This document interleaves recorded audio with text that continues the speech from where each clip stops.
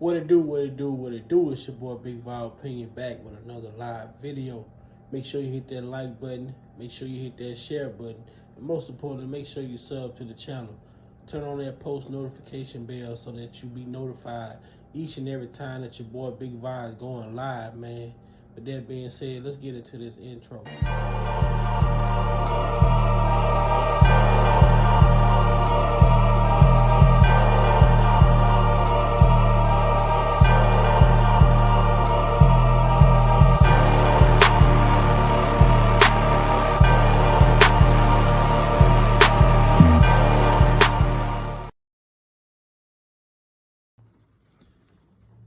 Welcome to Big Vibe Opinion.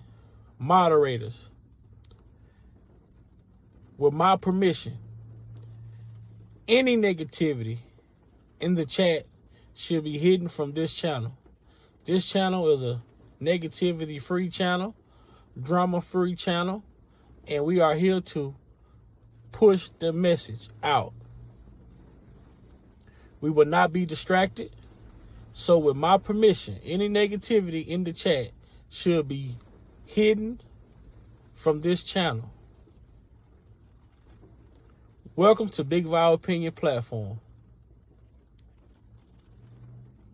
And I just really want people to know, I appreciate anybody that's helping me. I appreciate anybody that's helping me. A lot of people have been there for me. I just don't want people going back and forth, being mad at each other because one person did this for me and another person did that for me. That's what the devil wants. He wants to cause confusion. That's what these people want. They want to cause confusion. And confusion ain't gonna do nothing but keep me in here. But the real thing here.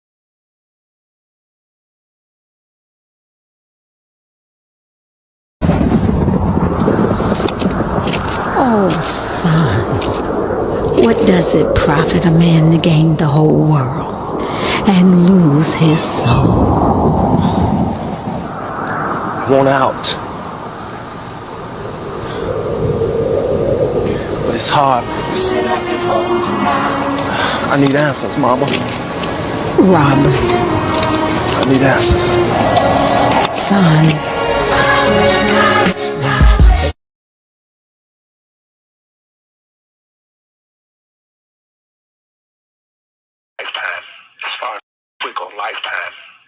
Lifetime is concerned.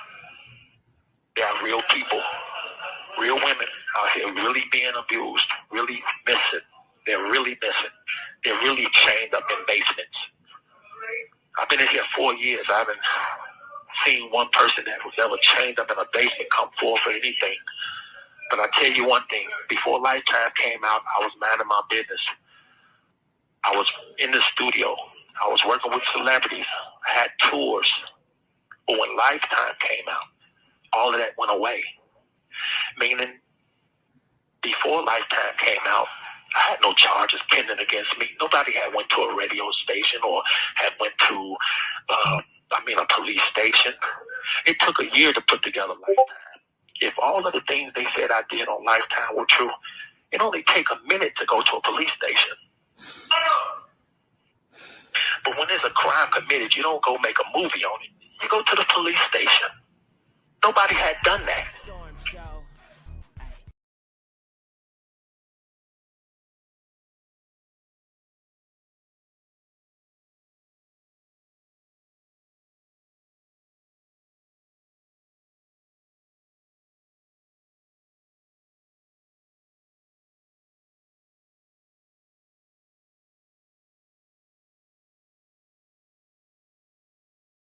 A lot of people want to know what I think about R. Kelly getting sentenced to 30 years with the revelations about the parents coming to fruition.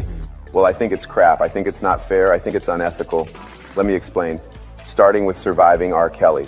While I support several survivors in the series, I do not agree with how Boonham and Murray decided to air untruths on the series. I think we should interview the first editors that claim they quit over creative differences. This statement release is more than likely a far cry from the original editors that quit the show. Daisha Broadway, Stephanie Filo, Braden French, Michael Griffin, and Stephanie Lyra were the first editors to leave the show. The reason I am now questioning the series is because of certain revelations from the series and the unbalance concerning the text messages, police reports, personal interviews, and just flat-out lies told for no apparent reason. How much did Lifetime know? How much did Lifetime conceal? I have had a glimpse at the Lifetime contract given to the parents and survivors, and basically they cannot even speak out against the show or sue, while contracts like these are usually broken. It will be interesting to see who will challenge the series on how they sat them on camera with what we know now as liars. Some people will say, well, how do you know somebody lied? The amount of lies told in this show is negligent and also criminal. I do not understand the reason for lying on a show when there was not even a criminal investigation while filming the show. To bring awareness against caged victims, kidnapped victims, starved and depraved victims, why would there be a need to lie about the events that you are a part of?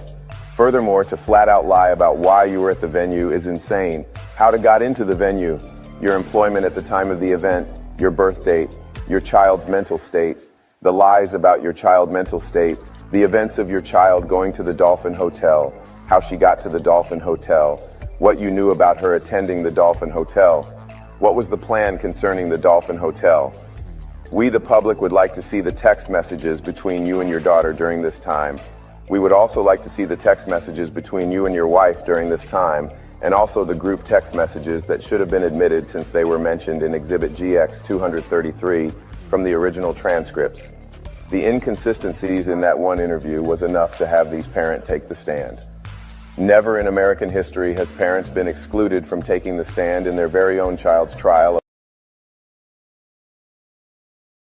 A lot of people want to know what I think about R. Kelly getting sentenced to 30 years with the revelation.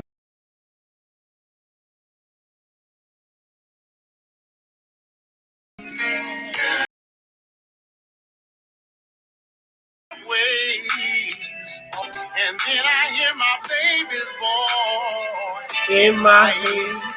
screaming out, you're contagious, touch me. Okay. What's up, everybody in the chat? It's your boy, Big Bio Opinion, and it is Friday. Hope everybody's having a great Friday, Cinco de Mayo weekend. Yes, this is when all black people get to be Mexican. Yo. Hope everybody having a good day. Man, y'all hear the energy. Y'all hear the energy, man. I'm feeling the love in the chat. What's up? Got a lavish lady that beat everybody on here. Let me go on the top of the chat. BB Beauty. Okay. Nene, Miss Lady T, Harriet, Barbara. Okay, Steph.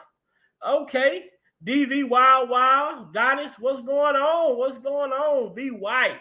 Okay, Darlene, Tiffany, Professor Lovely, Lady, what's going on?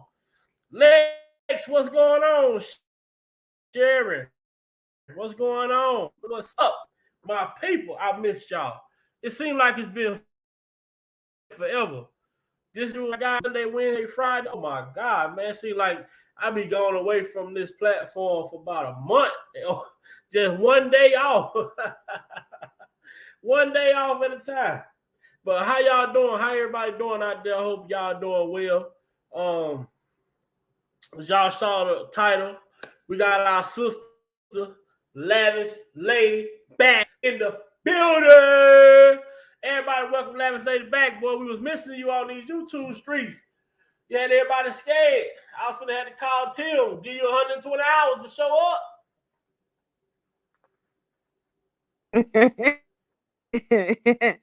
Hey everybody. Hey everybody. I am back. Thank you guys for all the love. I missed y'all. And I'm back in the building. I'm back on the clock. I thought I was gonna have to give you 120 hours. No, I don't need 120 hours. I'm back. Yeah, I think you took more like a 240. I just took a little vacation. Okay. That was a non-paid vacation now. I just want you to know. Oh, I can't get no payment. You know what I'm saying? Sick time. I'm back in full effect. You gotta have 24-hour notice. Okay. How everybody doing out there tonight? If y'all saw the title, Ron Isley gives R. Kelly his flowers, calls him a musical genius.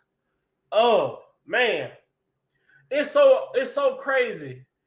It's so I'm not gonna even say crazy.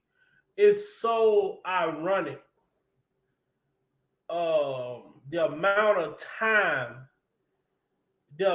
time it took for people to feel comfortable speaking on the R. Kelly name itself. You know, so many people. This man has worked with so many people when you talk about the music industry. This man has revived so many careers. He have saved so many people. He have helped so many people. And over the last 4 years, man, when it comes to people giving character references, when it comes to R. Kelly, it seemed like people were afraid to speak on the situation out of fear of being retaliated against. But when I look at the Isleys and I look at Brother Ron Isley himself, man, these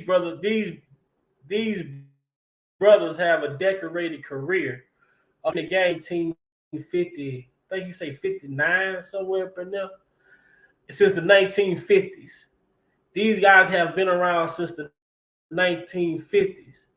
And part of the reason why they were able to be around a little longer than most artists is because of R. Kelly himself. With the creativity of R. Kelly, with the thought process of R. Kelly, the musical genius, as Mr. Isley called him. It felt so good to hear someone speak on R. Kelly in a manner and not have to say but. You get what I'm saying? Most times when people speak on R. Kelly during these interviews, they may make a statement, but at the end of their statement, they be like, but, like it's well, I feel this way, but I didn't know this, or whatever, And to hear the brother Mr.Bigg speak on R. Kelly, not putting it in a sense of I'm gonna say this, but I don't agree with none of the allegations.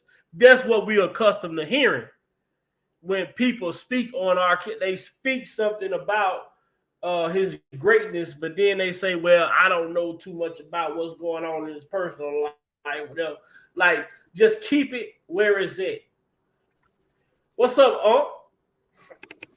Evening, nephew Vi, lavish lady. It's a pleasure to see you. Wonderful to see you. Hello, Blessings to everyone. How you been? Good to see you doing better. Good to see you and hear your voice. Thank you. I'm doing well. That's all right. Praise God. He's a healer. He Yes, is sir. a healer. Yes, sir. Uh, Grace and peace to every single person that's represented in the chat and your entire family. Thank you. Bless y'all. Nephew, what's your subject? Mm-hmm. Where you at in your thought, brother? Oh, we got the OG himself, Mr. Ron Isley, the greatest of all time, the greatest musical of all time. His flowers, while he can still smell them. Mm-hmm. Mm-hmm. So I'm quite sure y'all seen it because I uploaded a video earlier today, and I'm Yeah. gonna play that video back. And I want us to listen at how Mr. Ron Isley detailed the encounter with R. Kelly. And I tell y'all, this is so crazy, right? and I point this out even when we speak about the Michael Jackson encounter as well. How R. Kelly being such and to the magnitude of the artist that he is, for him to still be a fan of the music when he's able to create any sound that he wants. It speaks to this man's personality as far as how people say, oh, he's arrogant, he's cocky, this, that, and the third.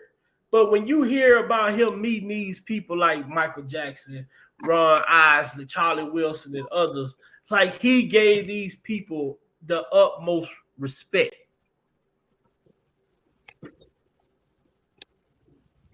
Yeah. As long as you stay a student of You don't your hear them craft. saying, oh, he was an old, you know how the young guy is on the scene. No, you know, you don't hear them talking about, you know, he was the new guy on the block, so he was acting like, you know what I'm saying, he didn't, you know how the new guy don't show the OG no love. He was in Mr.Bigg talk, well, Ron I to talk about it as well. R. Kelly's mother was a big fan of their group. So he grew up listening to their music. That was another part of his inspiration for working with the Isleys. His mother was a big fan of their group. What's up, Lex? Well, Got dog Lex up here? Oh man. yeah, peace and blessing to everybody. Lavish, glad to see you back, full in effect. Muse, you know how we do it, man. We get our work, make a couple of coins, roll some nickels together, and try to make a couple of dollars out of it. You know how it go, man. Blessing to you, EJ. Blessing to you, my brother. Always a pleasure to see you. Right, Blessings. right, right. It's good Yeah, to be back. right, right. I just want to add to what I said in the chat earlier. I said that they feel that they're not being they're not compelled to speak negative now because all the information is coming out and it's coming out in droves now. It's like the media got diarrhea now. They can't stop it. I mean, all the text messages, the truth, and all that stuff is like diarrhea now. You can't even plug it up. Everybody, it's all over the airways now. So by this being happening like it is now, the narrative is going to have to shift. So everybody that was on board with trying to put the negative stuff out, now they're gonna have to change tunes now. Yeah. I concur. I want them, brother EJ, keep the same energy. Once he home, keep the same energy. No No, hating on you, love you.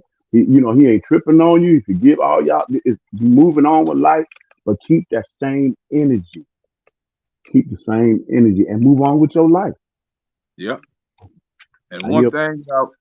one thing that I really want to happen out of this whole thing, uh, if they don't do a documentary about, which they probably already kind of touched on it a little bit, but while he's being incarcerated and going through all the appeals and everything, I wish that from the day he started his career and up until now, I wish that the whole truth will come out to the Barry Hankerson, the Leah thing. So all these narratives that have been riding Yeah. on his jacket or the jacket he been having on his back for all these years, Yeah. I wish that jacket would be lifted so everybody in the world can know what really actually happened, not the hearsay and the allegations and things. Just put the whole thing out there so it can be done away with once and for all. I concur. I do agree. Yeah. Yeah. Yeah. Yeah. Mm, yeah. So he's taking more than any human could, man. It's time to clear that. Right, right. And then human nature being what it is, EJ, unfortunately, you got individuals who will remain. I repeat, they will remain in a unhealthy space in their life, narrow-minded, never try to grow and be thinkers for themselves and research gather all facts, have integrity, morals, and standards, and stand your ground. You know, no matter what the naysayers say. Unfortunately, there are a lot of they're just not going to do that. Unfortunately, they're not mature enough Right. to step forward and do that. And I yield back. Yeah, a person with a lazy mind, they don't tend to grow on truthfulness. They're not humble enough to try to do their research. They're not humble enough to accept what's right there in front of their face. They want to just go ahead and just keep running with what's being told because every story has more than one side to it. Just like a book, you got the front and you got the back, and then you got the middle part too. So you got to observe everything. You just can't go with the first part you see and then that's it. You got to be thorough with it. So I concur with you on that as well. A lot of people want to just keep with the lie, what they heard, then you ask them about it, and you try to tell them something different. They look at you like you crazy, like what they've heard is the gospel. No, you gotta dig a little deeper than what you're doing because like just like now that these text messages done came out, now even Lifetime, they kind of having to backpedal a little bit. Now they're asking about, well, what are text messages there from the mother and the daughter before all this stuff jumped off. So Mhm.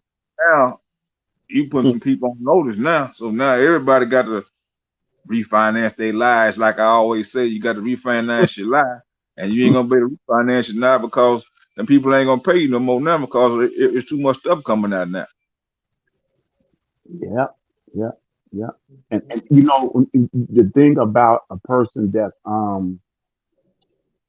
always on the come up, down the lick, trying to get over, heart not right, they mind is in a bad space. The very thing that you were doing to be nickel slick, as our elders used to say, Right, when that run out, those that you tried to put your bid in for your little quote unquote minutes of fame, ain't nobody going to deal with you like that. right, right. Nobody gonna deal with you. You got to be out of your rabbit mind. You're gonna be back where you started. Do you know what kind of blow that is to the human psyche, the ego? Man, Back, you see where I'm at, EJ. I think you picking up what I'm putting down. I yield back. I always think about this episode on what's happening. When I don't know if you probably seen it or you may remember it.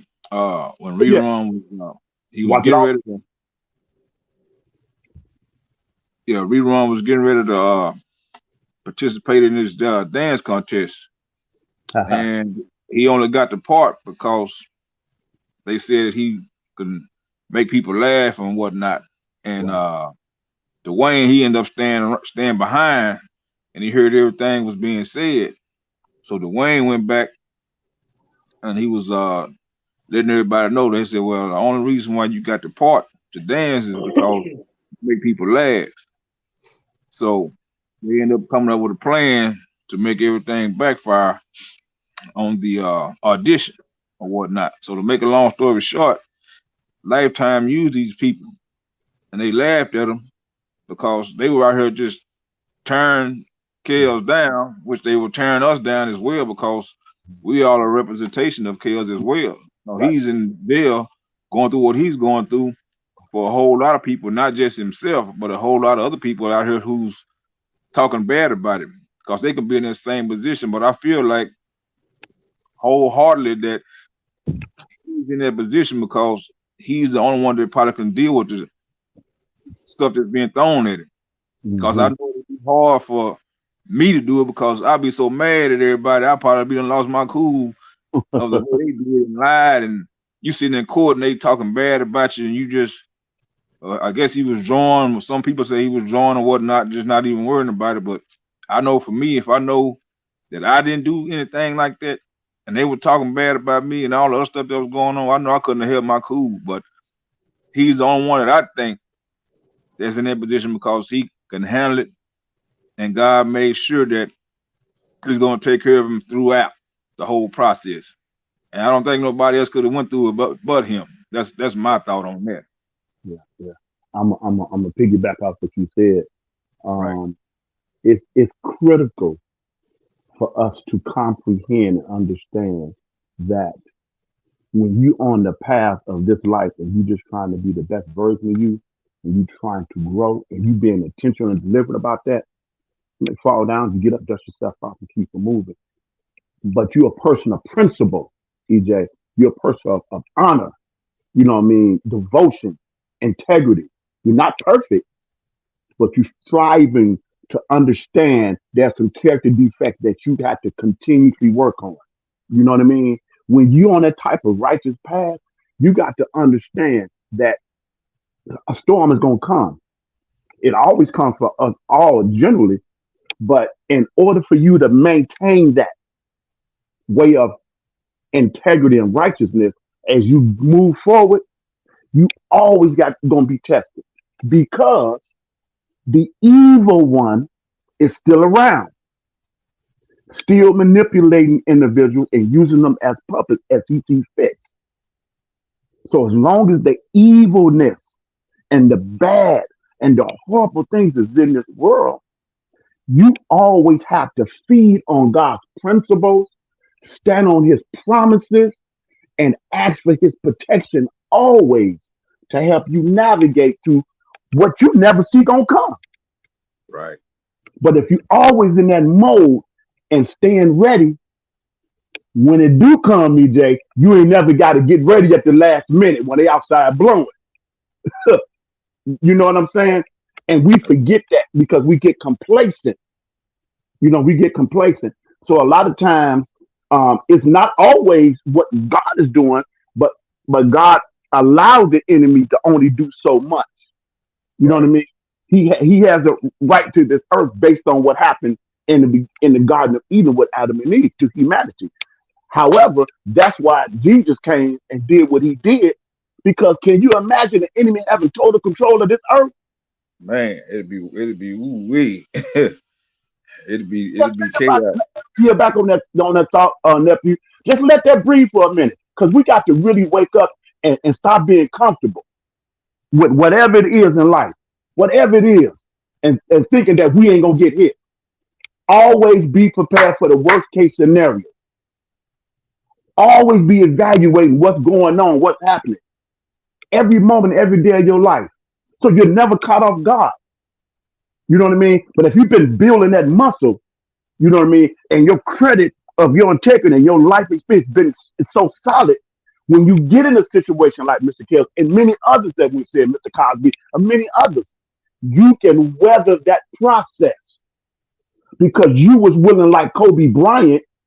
I can't remember the game, and I get back on this. I can't remember the game where Kobe missed EJ like a 15-footer, 10-footer, a regular shot he would always take. I think they said either that after the game that night or the next morning, he was in the gym practicing that shot for hours and hours and hours and hours and hours. You get the concept I'm saying? Right. A lot of people want the end result, but we don't want to put in the work. And then when it show up, you fall apart. You ain't got what it takes. Your gas run out because you ain't put in the work. You have nothing to sustain you. That's why LeBron can play at his age at the level he's playing.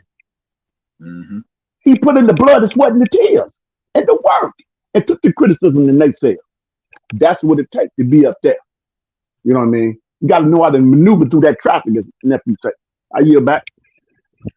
Yeah, another thing I like to say is a lot of people I go back to this song by Main Ingredient, Cuba Gooden. He says everybody plays the fool. Wait, a lot of them out there right now doing that. Excuse me. EJ, you ain't gonna just run past what you just said. The name of the group and just keep on. You ain't gonna do it like that. You're not gonna. Y'all hear what he said? Y'all hear the name of the group he said? Come on, y'all. Come on, people that's back in the day. Come on, stop playing, man. Nobody care about your age. We having fun tonight. Did you hear what he just said? Main ingredients. Y'all remember what main ingredients is? Yeah, Cuba Gooden. Everybody plays the fool. Ain't no exception to the rule. Go ahead and give my nephew some ideas when you said that. Go ahead and give my nephew some ideas. I hear wheels are turning. Yeah, there's no exception to the rule. Woo! EJ, Yeah, let me ask you this, bro. We can probably get off subject, but we still been on subject. yeah. It all ties into what's going on To that type of music. Why they don't promote that today? I never uh seen nobody playing that music, and I never seen no gunshots outside in the park while we playing. I never heard nobody laying there in wet grass with their yapping that monkey suit on, trying to get on. Never heard nobody do no crazy stuff like that. Is it by design? You think? Let me go man. on and see what the chat say while you talk. All right. Yeah, it all coordinates with what goes on with the trial kills and everything. You had a lot of moving parts, and it seemed like everything was constructed to try to break his will, but there was a higher power, and Mm-hmm. he was shielded by all those stones that was being thrown at him. And Mm-hmm. from having that strong shield, he was able to go ahead and relax. He was able to go ahead and meditate on what's needed to be done because, like I was saying, a lot of people probably wouldn't have made it through the hard times being told you did this, you did that for over so many years, and you couldn't get an appeal because you have people out here on the outside who you don't even know messing up your chances of even getting that part done for you to get an appeal or bond or whatever the case may be. And for somebody to have to go through all that, you would think they would just wither away and break down, but he held strong. He stayed fast, and he had a strong mind, and he's deep into the spirit of God. So you got to commend him, brother, for that. And it all intertwines with everybody that's fighting for him. For the ones who don't want to fight for him, they not realizing that it's affecting you too or your offspring.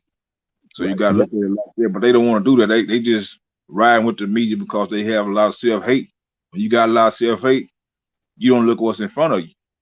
Right. You just looking at the temporary things that you can't have because everything ain't gonna last forever.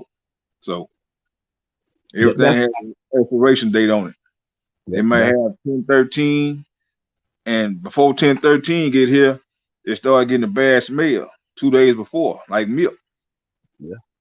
Yeah. So you can't just sit there and think everything gonna last forever. Just like these text messages, suppose they've been already out, but they wouldn't put out in the media. So now everybody getting a sample size of it, and I'm pretty sure there's more coming out that we hadn't seen yet or hadn't heard about between everybody that was involved. And when those come out, ooh wee, I hate to even see what's gonna happen now. Everybody running around and got diarrhea at the mouth right now. So just imagine who else gonna have diarrhea at the mouth. Yeah. I could not, EJ, I could not as a human being, I could not lay down at night, man, and have that in my heart and get up every day, man, and maliciously, intentionally do another human being like that, man. That's a wicked person, man. Yeah, I agree with you 100%. That's somebody who has given themselves over to the enemy. They have exercised their power of choice and free will that every Right. human has. God would never overstep your free will and your power of choice that He's given you. And the enemy can't make you do anything. He can harass you, you know what I mean? He can irritate you, he can disturb your circumstance, your situation, but he has no control. God has not given him that. He has no control over the human soul until every individual uses their power of choice and their free will and surrender to that mindset, that evil thought, that evil intent, whatever it is, that ugly mess, being, having attitude, all of that. Then the enemy steps in.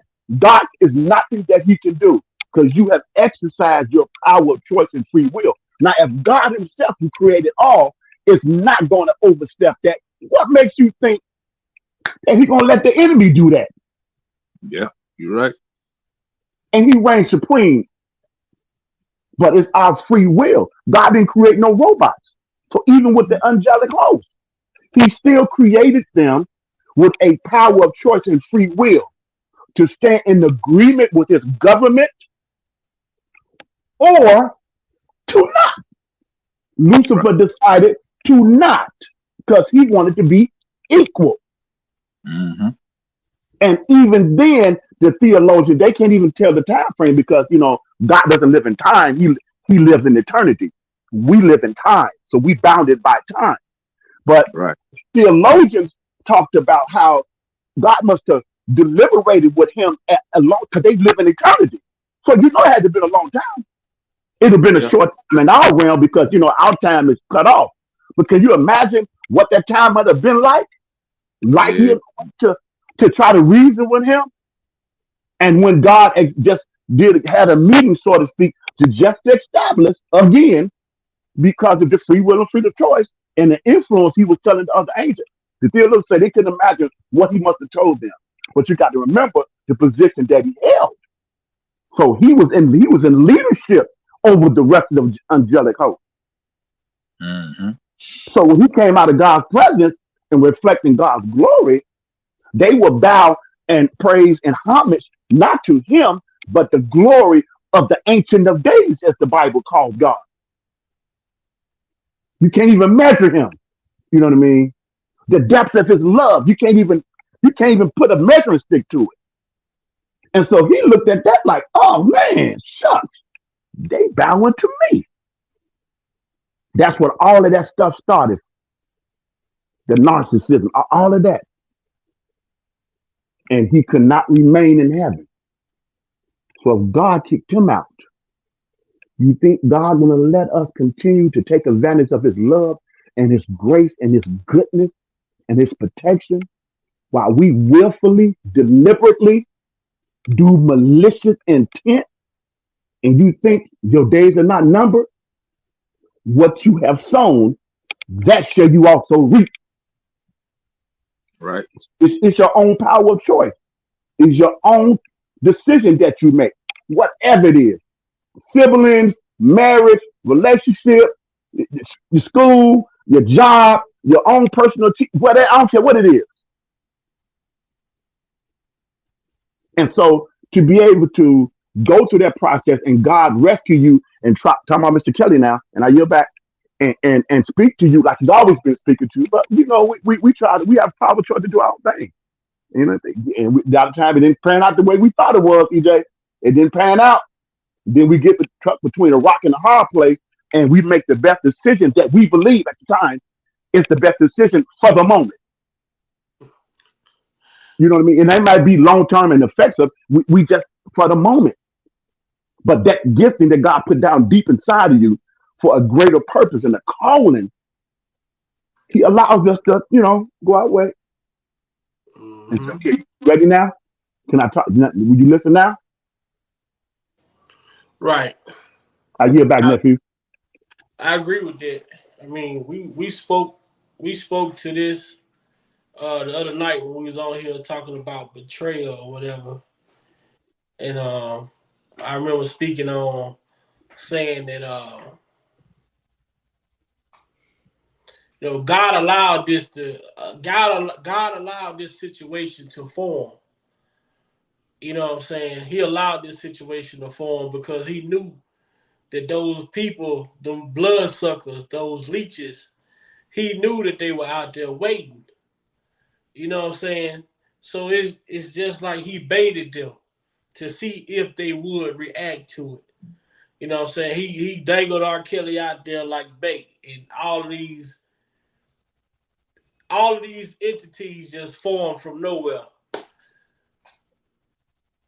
It's like now we at this point to where it's the now he done reeled it in, he done reeled them in. Now he finna take them off the hook. At this point, we at the taking off the hook point. When you take them off the hook, now we're gonna see what we got. Mm-hmm. Mr. Kelly, do you remember this? Do you remember that? Do you remember this?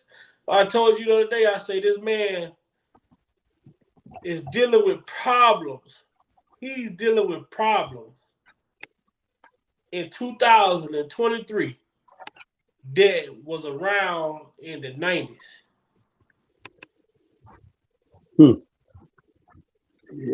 Yep. Ain't no way something that hindered you in the 90s should be still hindering you in 2023. But I understand why it could happen to someone like our brother R. Kelly because of the heart that he have for people, the compassion that he have for people, the way he is able to forgive. Is almost as if he was their Jesus. Pretty much he was. He saved them. He gave them a safe haven. You come on national television telling people you're a victim, but when you leave this man, you come back pregnant with a whole baby. You come back with a whole child, knocking at this man's door, and he's just like an orphanage and let your ass in. And what did you do then? You still was stealing. You still was looking for an opportunity to extort this man. Even when you didn't have shit.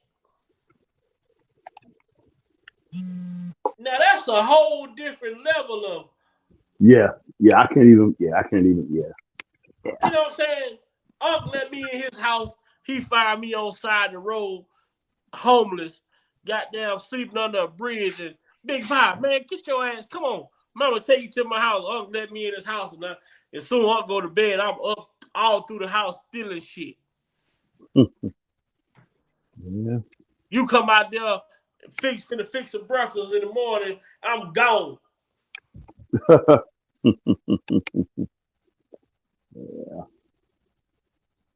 These are the type of people that this brother have had around him and kept around him. But at the end of the day, this is the ultimate rinse cycle right here.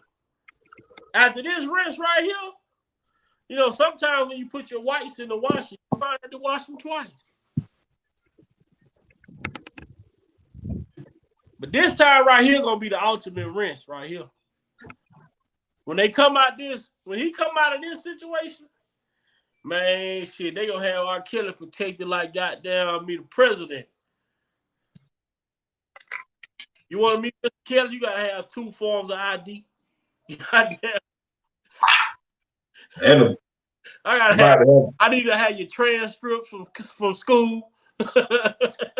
Give me your I-9 too.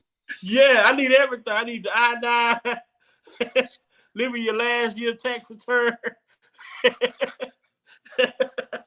Man, it's crazy. It's crazy, bro, when you think about it. But I'd be excited to see people that we expect to speak on him in a positive way. You know, I even looked at the people that had Legina Gold on there. They had Cassidy on their show, and I like Cassidy. You know, I thought Cassidy was a good dude. You know, I look at him to be a stand-up guy, but you know, when you're a stand-up guy and you from the street, you know the street code is what? You don't speak on what you don't know. You know, I can only speak on my work relationship with him. I can't talk about any of the personal allegations because I wasn't around to see none of that. You know, but when people say that R. Kelly is a musical genius, but that's the part that bothered me. What's the but for? You know, I'd rather for you to just avoid the question other than saying, yeah, he's a musical genius, but don't act like we don't know other niggas in the hood that deal with young ass girls. Well, hold on. Now you feeding into the narrative, right? But we're gonna listen to Ron Isley talk about R. Kelly and how their relationship came about. So let's get to it. Let's find it. Where you at? There you go. You know, for a long time, that's what everybody looked at you as, Mr. Bigg. Yeah. So how was that? Whose idea was that? Was yours? Or was Kel's? Or R. Kelly wrote the song, "Keep It on the Down Low," and he said, "I wrote this song, and I see you doing it. My mother wanted you to do it." I met R. Kelly on Sunset. He's driving the car, and he rolled the window down. "Hey, stop. I was walking, coming out of the studio. And he said, "Hey man, we gotta talk. I want you on my record. I want you." And so I listened to the record. Did you know who he was at the time? Huh? Did you know who he was at the time? Yeah. Okay. He had out a couple of songs. He had out, I think Body Calling Me or something. And so his mother was a big fan of ours. And so she had told him all our songs. And so we got together to do that down low, and he said, "I see you being Mr. Bigg, you being Mr. Bigg. And I want you. We're gonna come in. We're gonna do this video. I want to hear your foot when you come in the studio." That's how the video was. R. Kelly is really a genius, man. He with doing music with his whole mind and thoughts, you know. And we went on, we did other songs, you know, Contagious. I had #1 albums with him, and sold millions of records, you know. Our first album that we did with Contagious is over 3 million. And which was the first for DreamWorks at the time. And after that, he did an album with me that came to the charts #1. You know, I think one of the album that had Contagious in it was #2, and the other one was #1, and on and on and on. Any fear at the time because you were Shout and you were between the sheets, and now you were the villain, and Mr. Bigg, you know what I mean, with the cane, with the sword on it, you know what I mean? Yeah. Well, you know, my brother gave me the cane. My brother took a picture with the cane. I don't know. On the 3+3 album, Rudolph. Yeah, Rudolph. And he gave it to me for my birthday, and I started carrying the cane, you know. I didn't know what nothing about about the cane would wind up being a video talking about, "You gonna hit me with the cane," you know, that type of thing. But hey, man, it's been wonderful. You know, and let me say, we watch you guys. I know everything that you do.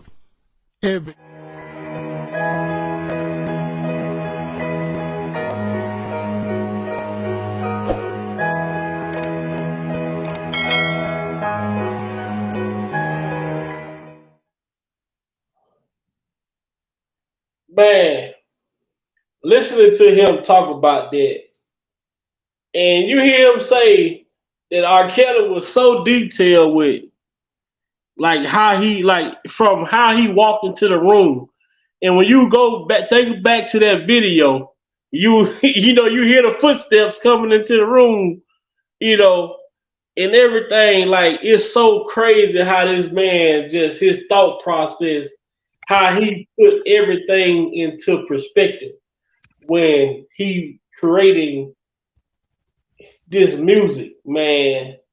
And oh man, I mean, if I was a music artist, if I was an artist, man, that would be like my bucket list to do. Would be to work with R. Kelly. Yeah, you gotta be prepared and come ready. Yeah. Yep. That's amazing. Yeah. Down to the very minute detail, man. The vigilante, man. I'm at a loss for words. You ride down Sunset, and you see this man just walking out the studio. Hey, man, look, I got this. This guy just stayed ready, and that's that hustler mentality that he had when he was performing in the subways on Venice Beach. in different places that he always stayed prepared to present something or sing or whatever it is that he had to do to in the moment. He lived always in the moment. It was never, well, I see him, I holler at him, some other time. No, I'm hold up traffic, everything. Same way they talk about how it was with him and Tupac, right? We gonna hold up traffic. And that it just sounds to hear Ron Isley speak like that, and to even speak about make the compare his mother liked the Isleys a lot, and that was his inspiration for working with the Isleys or whatever. Man, it's crazy, man. I could only just imagine how that studio session, it's crazy. I would love to see him and Mike in that studio. Him and Ron Isley, him and Charlie Will. I would love to see him in the studio actually working with some of these older guys that was before his time. Man. And none of these people, these is people before him. And they speak to the musical genius that this man was when it came to making music, man. Yeah. So he developed this art, this Mr.Bigg persona, and they carried it out to hit the numbers. Number one on the chart, 3 million records sold. Come on, man. This man still. So we know Kel still eat. And he helped them bridge the gap to the younger generation and help them get back and, make them, up to date with that too. Right. He recreated, revamped, Ron Isley into Mr.Bigg. And there's you hear Ron Isley on that interview. He's walking through the airport, all people, they Mr.Bigg, Mr.Bigg, Mr.Bigg. That's what the younger generation under him, my generation, we know Mr.Bigg. Right. I didn't know, I knew Mr.Bigg before I knew Ron Isley. Right. Yeah. And man, that's wow. That's you help these artists establish longevity as the culture change, as the age group change, and still be, man, that's wow. How many of us are artists have done that? How many people that done that? Can we name them?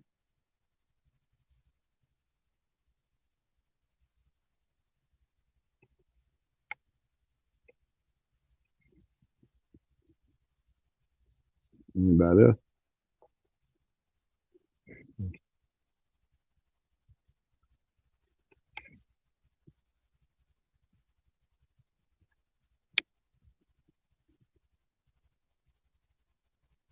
You there, nephew?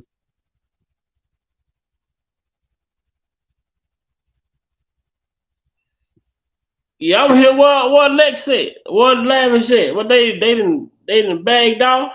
Right. I'm like, man, what happened? I thought my signal or something was messing up. Man, I'm trying to see what J Rock, Sir Miguel, Right. Jeff, Provoke Talk. Derek. Yep, I'm still sitting in the chair. I was getting ready to take care of something, so I put my phone on mute so I wouldn't make no noise while y'all talking. Oh, okay. Yeah, man. I was asking EJ, how many artists can That's Lex. Oh, are you? Y'all didn't know you were calling Lexington EJ. Yeah. I just noticed that when I looked down at the thing. When I looked at the thing, I'm like, oh shit, my bad. Hey, don't worry. Don't worry. Hey, don't worry about it. We all bundled together, so we all got the same. We all like mine, so it ain't no thing. Right. I'm sorry, bro. I just looked down at the thing. I'm like, oh shit. Yeah, when I said something about that main ingredient, I said I bet his antennas came up then. Right. Well, no, Lex, I was asking, how many artists can you think of when you look at, and that's why I keep on saying this, man, that Kels had the right person in mind for the original Best of Both Worlds. Because look at what both artists did. If you go back and research, Man, Pac put a lot of artists on, man, in the game. He worked for he worked with artists, man, and even singers, man, that I didn't even know. I mean, musicians, man. I'm like, dang, his vision and his man willing to just work. And I was like, wow. And I always said it. I said they like the best of both worlds, each other's world, vice versa. You know what I mean? I'm like, wow. I can't think of other artists that did that helped other artists that was spelly back in our time coming up that still, you know what I mean, in the game today and still, relevant today, like Kels has done with Mr.Bigg's concept. I'm trying to think of any artist that I know that ever done that between him and him and Pop. I don't know. I really can't. I just sit here and think. I can't think of any, but if there are some that have done it that we don't know about, it's not to the magnitude that he's done it as. Okay.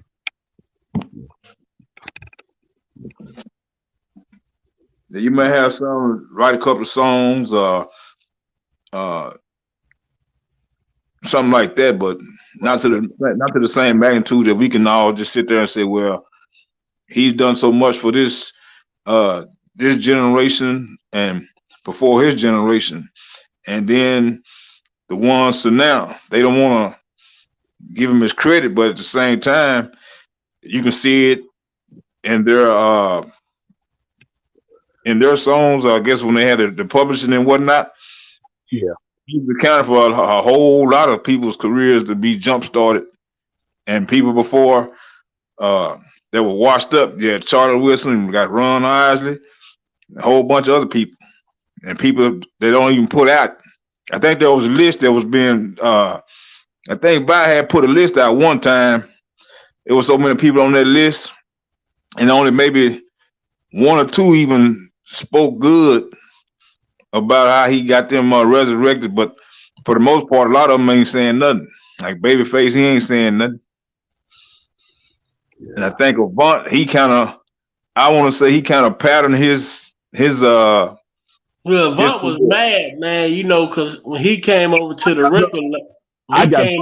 record label, R. Kelly ended up leaving. He was supposed to be working with R. Kelly. He was supposed to be under R. Kelly or whatever, but Barry Hankerson, he stole the label from up under R. Kelly. And he started a lot of bad blood between artists too, Barry Hankerson did. Mm-hmm. He turned a lot of artists against each other, man. That's why I say you really never know all the intimate details behind the scenes, how stuff going down, man. Shucks, man. It's dirty, it's grimy, man. Real grimy. That's why I say while he's in there, the whole everything from day one should be put on display so everybody, the whole world can see how everything really went down. It wasn't because of what they say, what the media putting out is what the gospel is. No, put the whole thing out so we can see like y'all did on Lifetime. Y'all threw that thing together so fair like a sloppy hamburger at Good Luck Hamburgers or somebody. Right. Now don't put it together sloppy, put it together right so everybody can see what's going on. Yeah. I'm hoping too that really happens. I'm hoping that. I don't know when, how it could be done, when it should be done. Gotta be very, strategic probably about it, but man, that really needs to. And whoever got their opinion, man, everybody talks for their opinion, man. Yeah, even his brothers. I mean, God forgive them for what they did behind the scenes, but right, even them or publishers or somebody should sit him down and say, "Hey, let's go ahead and tell your story the way it needs to be told because we've heard the other side that they put out. So it's time for you to go ahead and put out your side to the fullest so we can erase all this bad blood these people have in their heart. They're still going to have it, but still the real need to be put out so everybody can know there's always been two sides, not just one side, because they always running with the narrative. So why not have your side as well? Then you can decipher between what's real, what's fake, and go from there instead of just riding off of this one little narrative and then that's it. You feel like, oh well, yeah, it's this way and that's it. Ain't nothing else gonna come beyond it. No, it's more than one side. So that do need to happen. Yeah, yeah, yeah. The bank is going to be closed. You know what I mean? Oh yeah, oh The yeah. bank Ain't no more. to be closed. Yeah, Shutting down. Yep, they shutting down. Yeah, ain't yeah, no more refinancing your lie to get no money. No, you can't refinance no more. The refinance place is closed. yeah, yeah.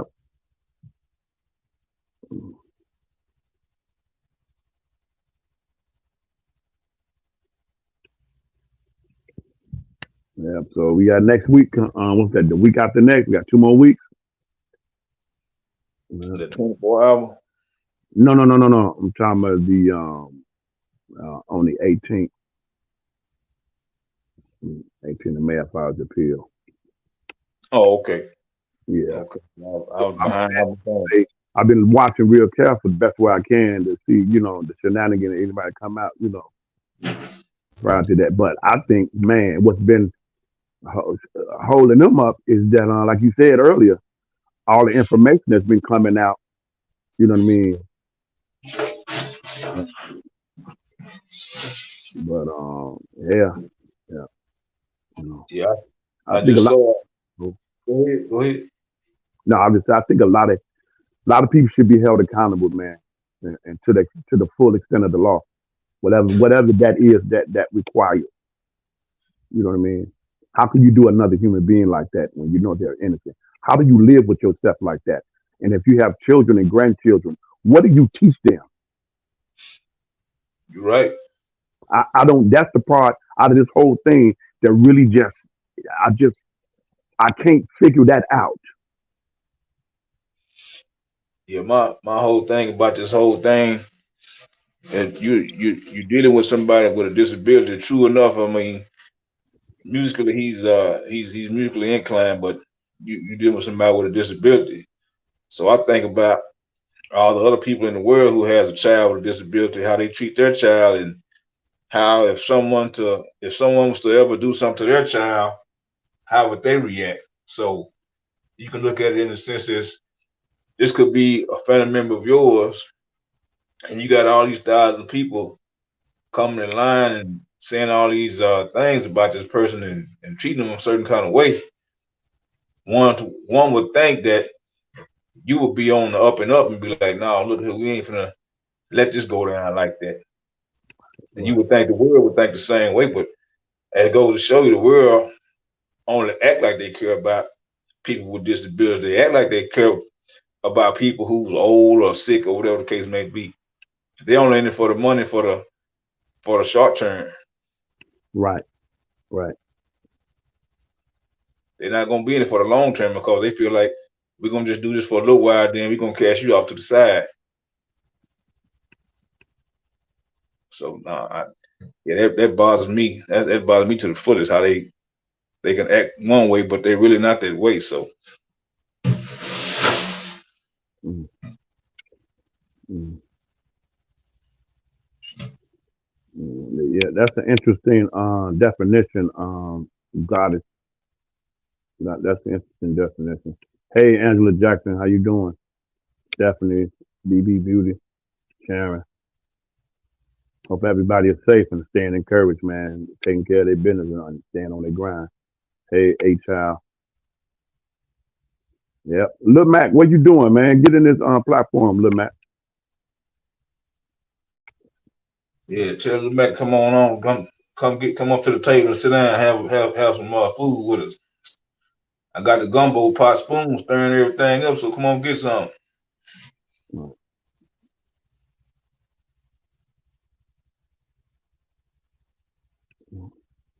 Yeah, come on in here, Lil Mac.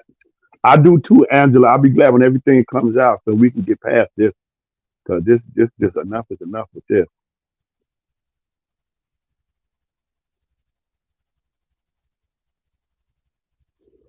Yeah, yeah, yeah, yeah. Mm.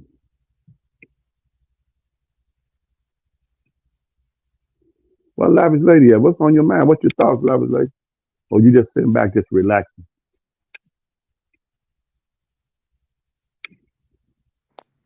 No, I'm multitasking. Okay. I figured you were doing something. I'm here. Well, I'll be damn. What do you call multitask? You supposed to be relaxing and chilling. What are you doing? Oh I'm my down in goodness. this. I'm down in this chat. I'm multitasking. I'm listening. Okay. Mm. J Rock ain't no J Rock is his birthday. It's Oh, J Rock's birthday, so J Rock said brother might be coming to town. He said yes. he got us some Casamigo. He said Right. his name Jay Hernandez this weekend. Well, happy birthday to J Rock. Happy birthday, Jose J Jose Jesus. Jesus Manuel Marquez Hernandez.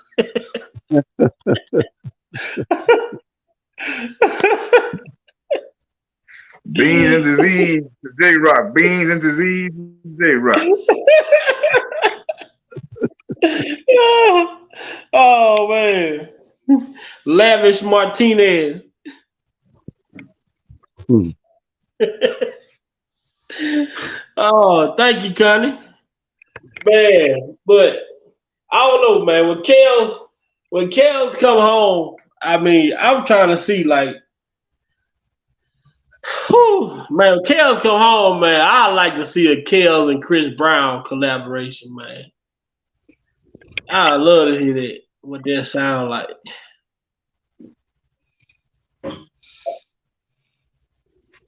Hmm. But the It, man got so much shit. I yeah. mean, I don't Really. even know. It probably gonna take him 5 years to work with an artist. I ain't lying. Hey, if he do, he gonna do it through Zoom. Hey, we can get on Zoom. We can do it. Yeah. Yeah. I want to hear something new with Kels and Chris Brown up to date. But see, Kels is taking people back to that. He making that That music now, that like old school. He that making it old old school. school. He Wake making up, it everybody. No that more tech sleeping heavy. in bed. You know. Right. Yeah. Right. And I'm gonna say this. Let me know what you think off the top of your head when I say this other person's name. It's a lot of female artists back in the day. Coming up, going from Whitney Houston passing all the way back. Nita Baker and all of that. It in that in that pot right there. So I can say Nita Baker. I can say Whitney Houston. Um, uh, Gladys Knight. These caliber individuals, but one individual that stands out. When I say, and I'm not being facetious when I say this, I can literally listen to this woman all day, every day. And each time my soul is stirred up and fed. I saw her in like a not fest, I guess you could say festival with a lot of heavy hitter jazz artists, a little this, a little that, little this, little that. And I got a chance to see her for the first time live out. My God, my God. Woo! And I would love to see him collaborate a album with the one and only Miss Layla Hathaway. Let that breathe, please. Let that breathe. Yeah, that'll Woo! be that'll be interesting. Come on, Lex. Let your wheels turn. Come on now. You know the caliber. Her by Yeah. herself. Can you imagine? See the diversity that Mr. Kelly has in honoring the late Donny Hathaway. Woo! Because his mom listened to Donny Hathaway. That's in his DNA. That was imparted in him. You can hear it going through this early music, other stuff he did. You can see it. It's there. It's there. Can you imagine Lex and whole album? Yeah, he spoke of Donnie in his book. Mm-hmm. Yeah. What you think, Lavis? Yeah, that'll be a good collab. He spoke of Donnie Hathaway in his book though, so he did listen to a lot, and he patterned his earlier music. Yes. Everybody that his mom, had him listen to, that's how he learned. Yeah. And I said that to say, I believe after he gets out and get everything, whatever you need to do to get his head straight, however long that takes, that's what he deserves. And I do believe that he's gonna. I think he's gonna change his style. I believe he's gonna go in a different direction than what he presently has been. I just would like him to go independent though, and move out of the United States. So that's my only comment with that. Well, music. He breathes music. He gonna come out doing music, but Right. he gonna have a message to tell. Right. That's my point. That's my point. Yeah, that's the point. That right there. He gonna get that off. He gonna talk. He gonna tell it all. Right. It'll be put to rest after this. Yeah, because it's gonna be more so therapeutic. Is what I'm aiming at. What I'm driving at, rather. You know what I mean? Mm-hmm. That's how I always saw his music, though. Yeah. Yep. That was his way of expressing himself. He got dyslexia. He's not, he's not a dumb guy. He just, highly intelligent. Learn things differently. Right. Music was just his outlet. His highly intelligent. His brother played in a band. Music was his outlet. Yeah. So that's what I believe, and I'm speaking that in the atmosphere. That's what I believe. Yeah. That's what I believe. He'll be out soon. Yeah. So on his way. These jokers getting low. They quiet, man. These jokers, they quiet. I don't hear none of these jokers, but all them shenanigans, man. You doggone information coming out, boy. The text message, they trying to flip flop, backpedal, sidestep. Kim Fox, she resigned. She didn't want her 401k package. She said, "Y'all can keep that 401k package." Muse. Yes. He say, why do we have to move out the USA? A lot of artists, well, not a lot, a few artists have done that. When you consider the state that, of what things are and how we are treated as darker melanin culture, as far as this music thing, I think it would be a smart move to go independent, to really take a blueprint from what Master P has done and laid out. You know what I mean? And the way you have been done and treated, Canada and over there in Africa, this would have never went on like this. Mm-hmm. Michael Jackson did an album, Invincible, and I don't care what nobody says. That was a cold album, man. Mm-hmm. They personally and deliberately didn't back that and push that. And I think Michael put a lot of some of his own money into it. That was a cold album, man. But over on the other state, when he went to do the major tours, because that's how them artists survive, man, he is respected and loved and appreciated. It's like a prophet is not lavishly. A prophet is just not accepted in their own country, man. From your own community, your own hood, no matter how you put down the stuff you did, just because I don't show it and all that, that don't mean I'm. Mm-hmm. But this is Tina Turner did it. She left. Boom, there you go. Like I said, it ain't that many artists that did it, but those who did it successfully still going. Yeah, Tina did it. Sometimes you got to move away from. Sometimes you just got to do something different. You just got to. All the blood, the sweat, and the love, and that you just shared for 30 years, and this is how they treat you. This is how they repay you. Come on, it's like, what more do I need to do? Mm-hmm. Same thing LeBron did. Man, they burned that man. They burned that man. He did and make the move, the hard decision that he had to make. Came back, gave him a championship. Boom, he went on and did this. Mm-hmm.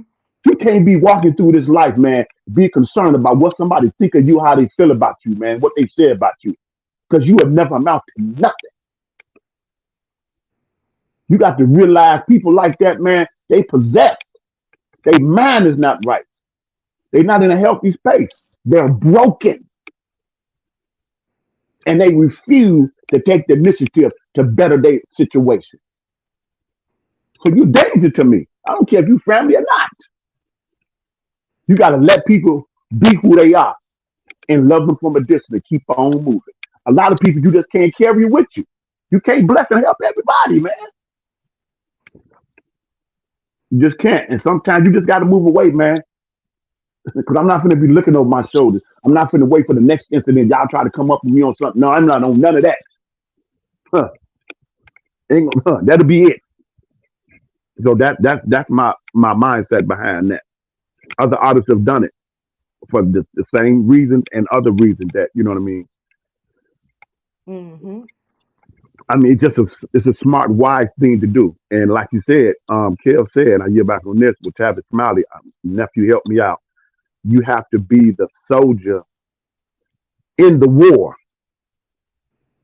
to understand that. And there's some decisions that you're going to make that to someone else on the outside, will see like, you got to be out of your mind.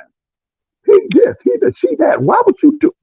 You You got see to, the you chat? got to be, huh? You see the chat? Uh-uh. Let me tap in.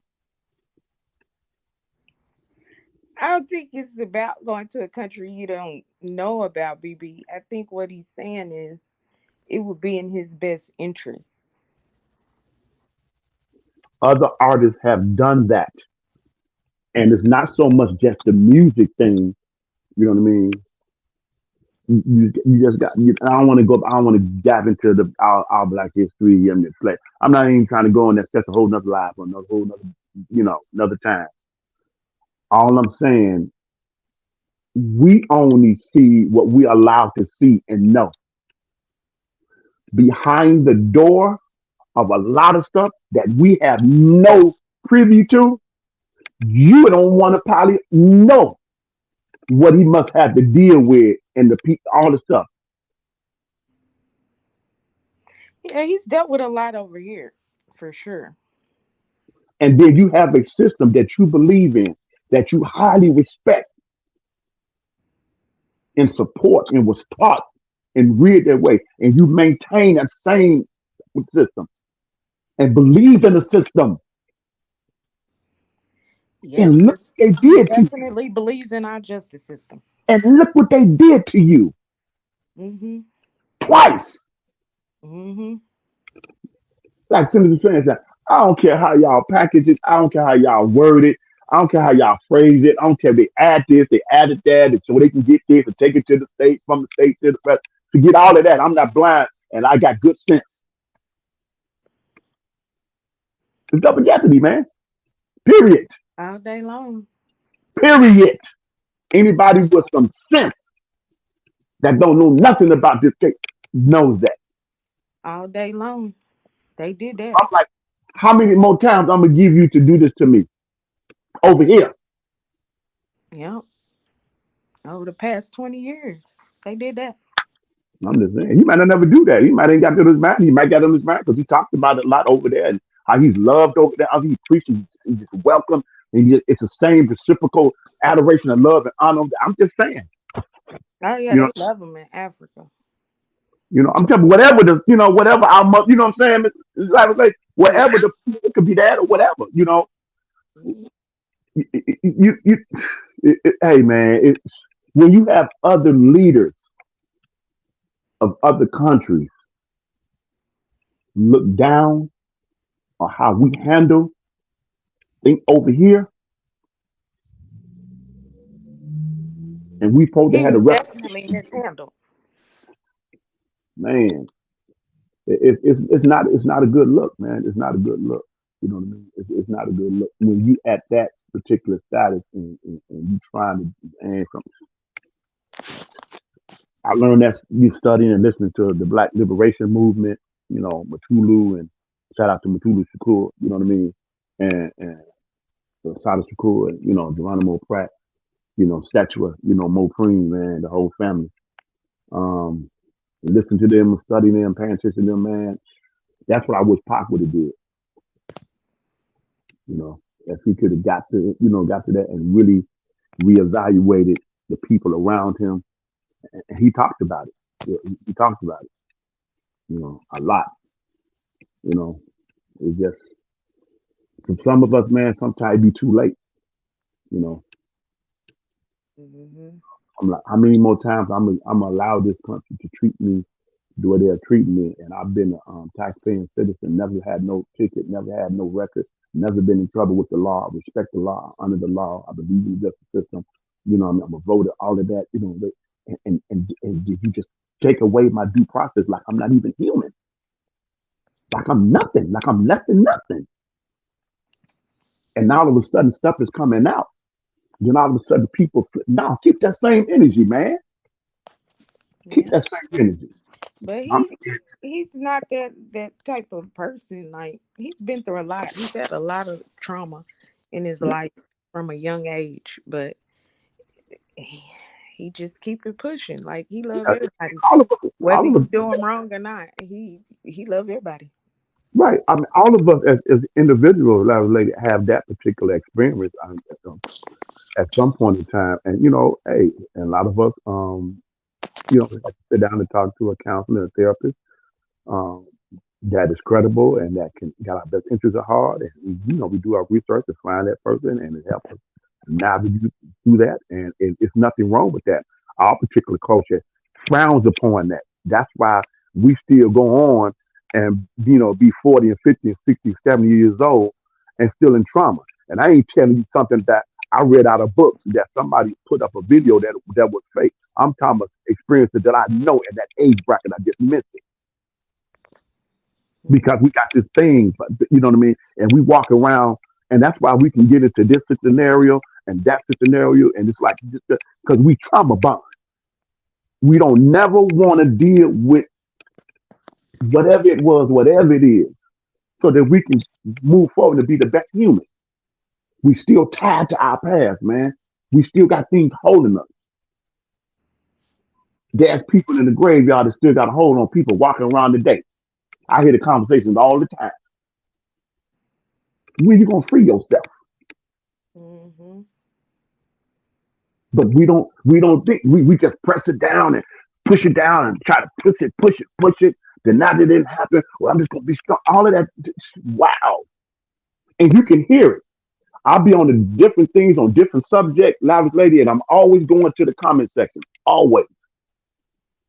Even if it's people saying something negative, it don't even matter. I'm ever learning. I'm always being a student. I'm always being a student. Then I take the information and execute where it applies. And the rest, I store it in my mental Rolodex. Somebody might need that. It must a situation come down the line. I might be able to pull that out of my mental Rolodex. So I'm always studying. And I can hear the people's trauma and hurt and pain and brokenness just by what they're commenting on. That's why it's so good. I always talk about personal development. Mm-hmm. Trying to understand that on both your parents' side, certain things we was influenced, certain things we picked up, certain things the way we do certain things. Oh, I didn't know that's just me. I'm just keeping it. No, you learned that from such and such. Because that don't got nothing to do with you being nasty or talking to me negatively or talking to me and that. You know what I mean? Mm-hmm. We don't want to take ownership, man. We don't take on. We set it out. We get a certain age and we set it our way. Can't nobody tell me nothing. You're a dangerous individual, Dean. I don't disrespect, but I want to be around you Yeah. because I don't know when you're gonna go off. I don't know when that bomb gonna go off. You should always be willing to learn. I'm telling you, if you want to stay around a little bit longer and you enjoy the breath that you're breathing and you want to be the best version of you owe it to yourself. Mm-hmm. And that's why you got to you just can't help everybody, man. Yeah. Having a good heart, a big heart, man, sometimes that can get you messed up. Don't take it away. Don't throw it away. Don't get me wrong. But you got to vet people. Yeah, and that's where he kind of messed up at. He didn't. A lot of us. He A lot of us. I didn't. can tell you some stories. That's why I can talk like I'm talking today. But Maya Angelou said it best. When someone shows you who they are, believe them. That's my favorite quote. Get that, and I say we got that stuff in our forehead, so we don't be want to listen and see the sign. Plies even said a song in his first album, Real Testament. Plies said, "I was so busy showing love that I didn't even see the sign." Mm-hmm. He said, "I'd have did 100 bid for you just because I would you like that." He said, "But you envy me in the back of your mind." Yeah. Put up the song. Yeah. I'm like, That's a wow, real quote. man. I listen to that just give everyone a glimpse of how my mind processes information, how I think, how I look at stuff. You know what I mean? Mm-hmm.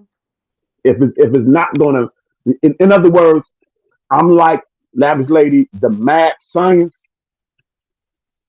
that goes into the lab and goes through the rigorous process of all that uncomfortable, whatever it takes. And when I come out of there and spit something out of my forehead, it's gonna bless your life. You gotta be willing to put in the work. That's it. That part. That's my gifting that God has stirred up and been continually pruning and shaping and redefining and getting together. That it ain't. Don't sit on that. That ain't Faith for you. without works is dead. Duh. Well, yeah, nephew. He doing something, but yeah, Yeah, you know what I mean. So, you gotta put in the work. man, just you can do it. We can do it. You know, we gotta push past it. The disappointments, the let down. Man, you know. Y'all, hey, I'm here, y'all, but I'm on the phone. I got 2 kids graduating on the same day in 2 different states. Ain't no way. I'm not Jesus, so Wow, right now, y'all know I'm getting an earful. So.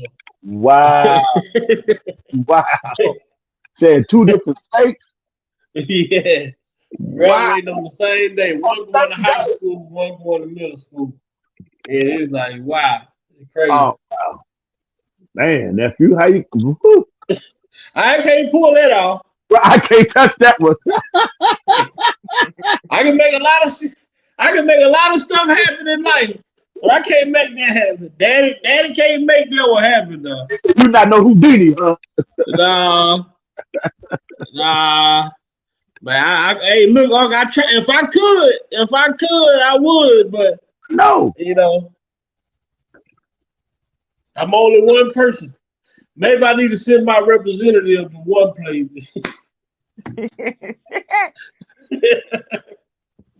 Yeah. Shoot, man. Yeah. Hey, but that's a good situation to be in. At least they graduating. Yes, sir. And moving on. You Yes, blessed. sir. So You are blessed. Yeah. Yeah. So I don't know, man. You know, mostly today, you know, I wanted to come on and just you know, just get thoughts on the like Ron Isley, you know, interview comments or whatnot. I say a lot of things are turning around in favor of Mr. Kelly. And if y'all ain't following Bungie Law Group on Twitter, man, y'all missing Law and Order. Yeah, she get down to there. I don't know how to. Nephew, I'm about to talk to you to help me. Yeah, I'm not good with what to do with that. Yeah, I'm about to ask him. Yeah, how do I get on that and do that? Yeah, I don't. Oh, Jose, J. Rock Hernandez, what's up? Ah, Jose J. Rock Hernandez. ah. Well, you come up with new names and everything. Hey, if Progress came on here, his Mexican name would be Felipe.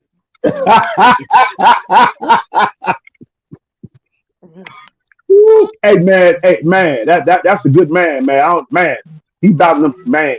He had to fight some chickens, boy. Man, ain't no way I can do it. Ain't no way I can do it. Man. In the chat. Well, J-Rock, you enjoying yourself, man? Happy birthday, bro. oh, appreciate that. Thank you, man. I saw y'all on. I was a little early. I was hanging out with my brother and my nephew. My nephew got an apartment in the DFW area. So, Okay. so he's slowly moving in. He getting everything situated. So my brother came in from out of town. So I'm hanging out with him. So we'll probably be hanging out for the weekend and everything else. So, but I wanted to come on and address what I saw.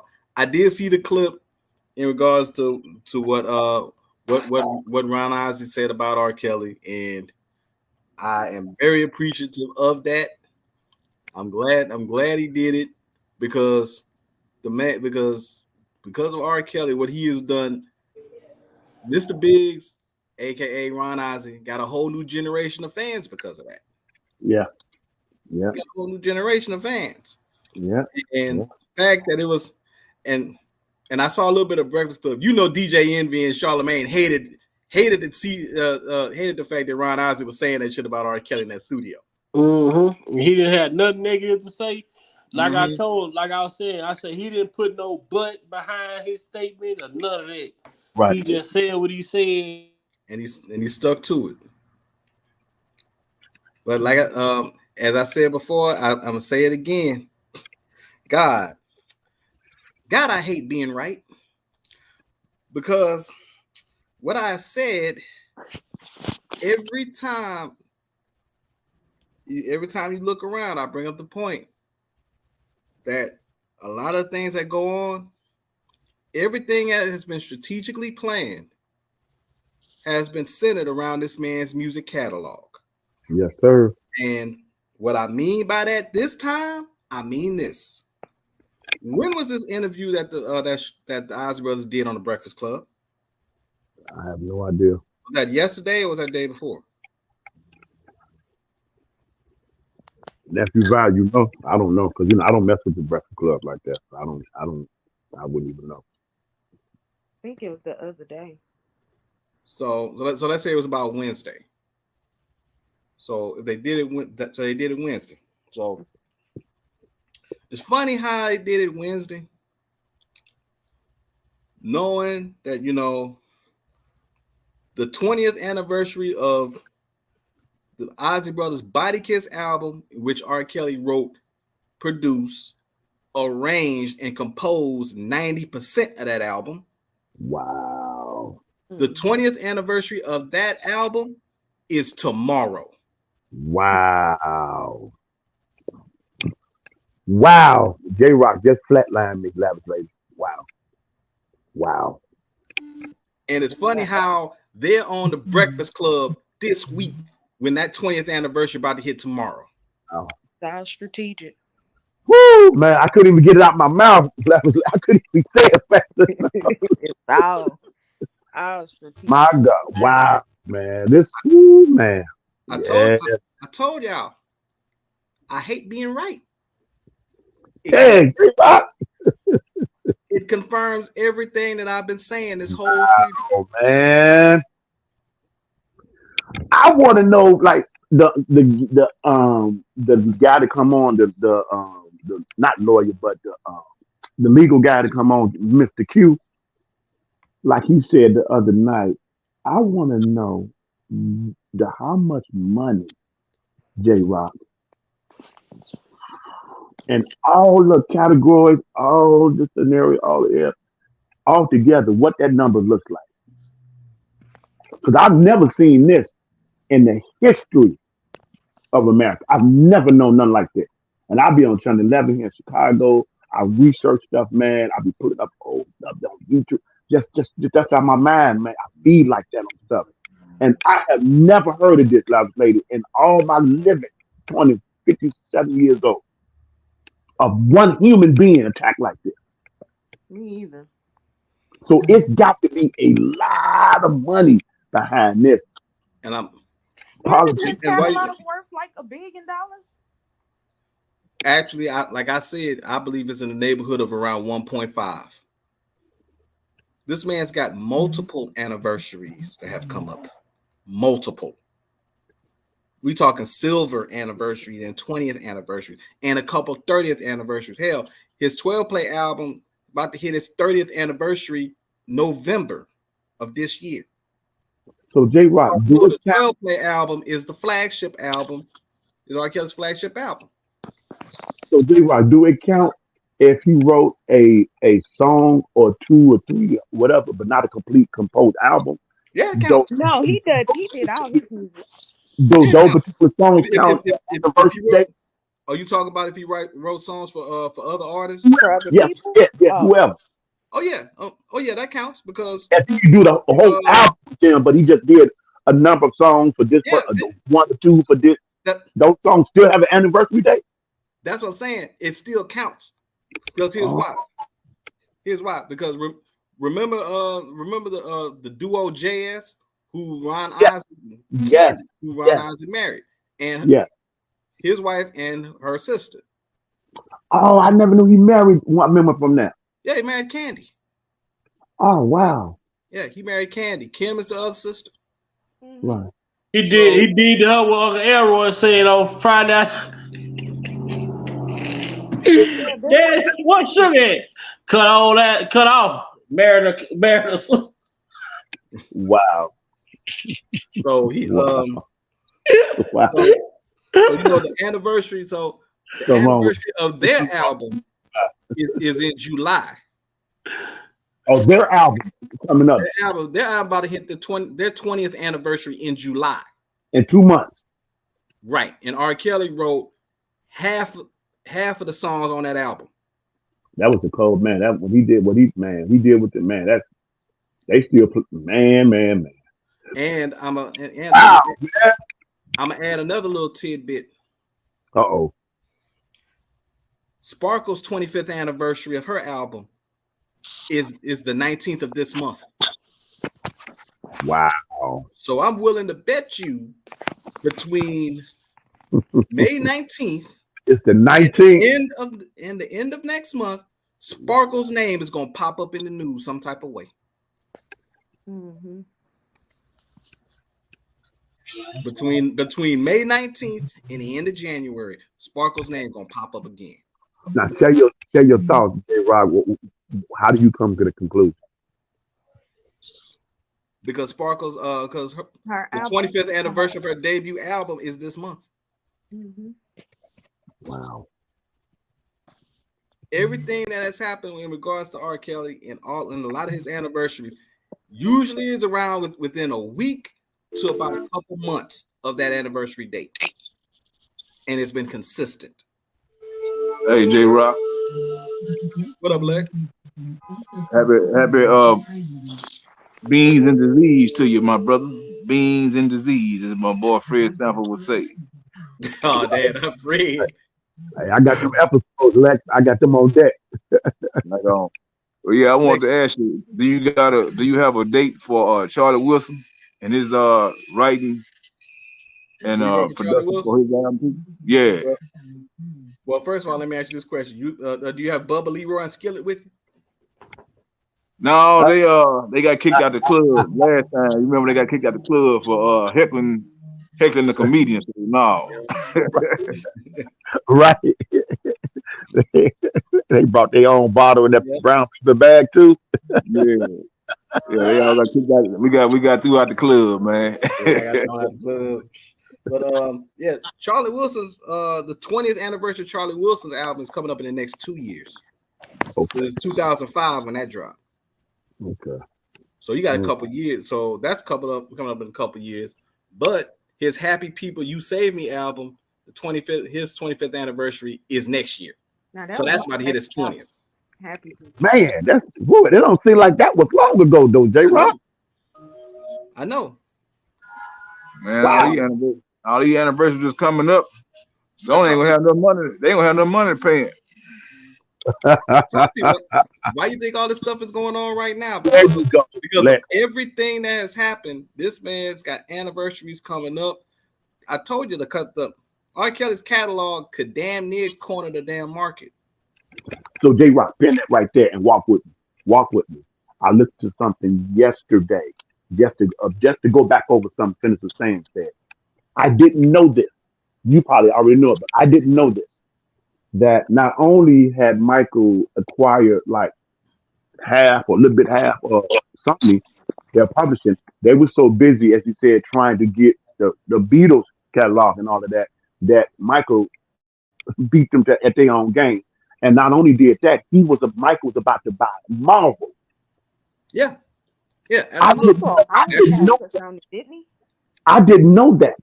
And then, yeah, he just got that Joker. Oh, don't get me with Disney. I'm not gonna do that. I've talked to y'all. Michael Jackson was on the verge. Disney is wicked. I'll just leave that alone right there.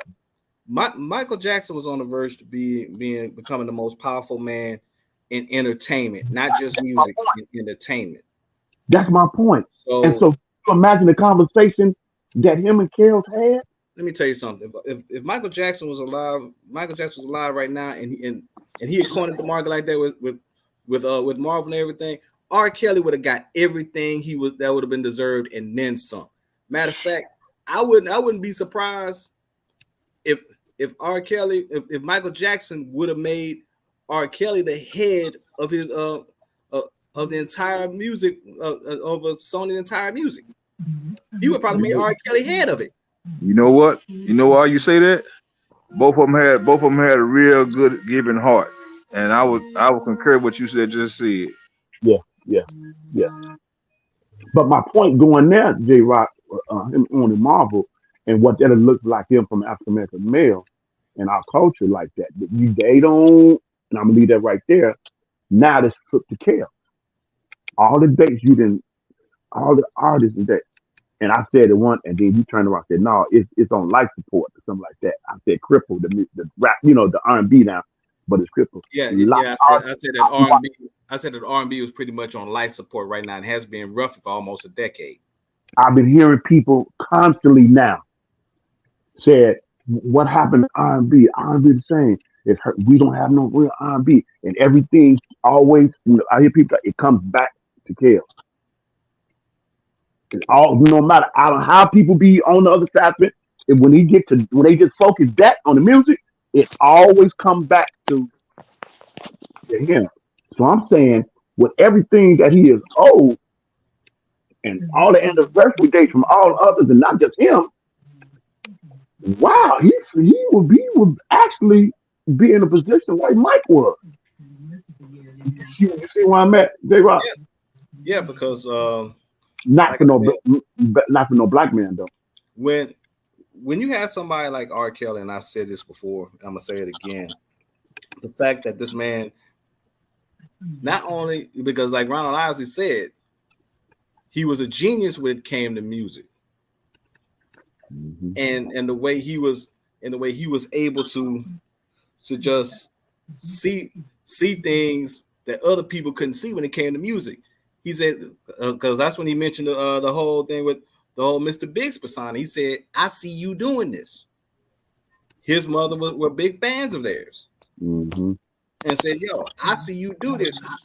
I would love to see you get out here and do this and do the download.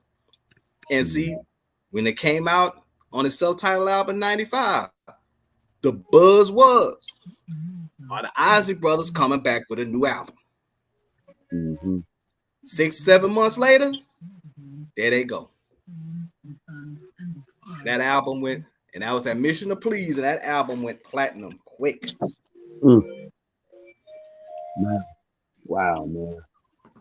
So it's fair to say that he's a profiler. For him to be able to write a song for a person, and that song that he wrote for that person, they're able to sing in a way to, it brings out the best of them through his eyes.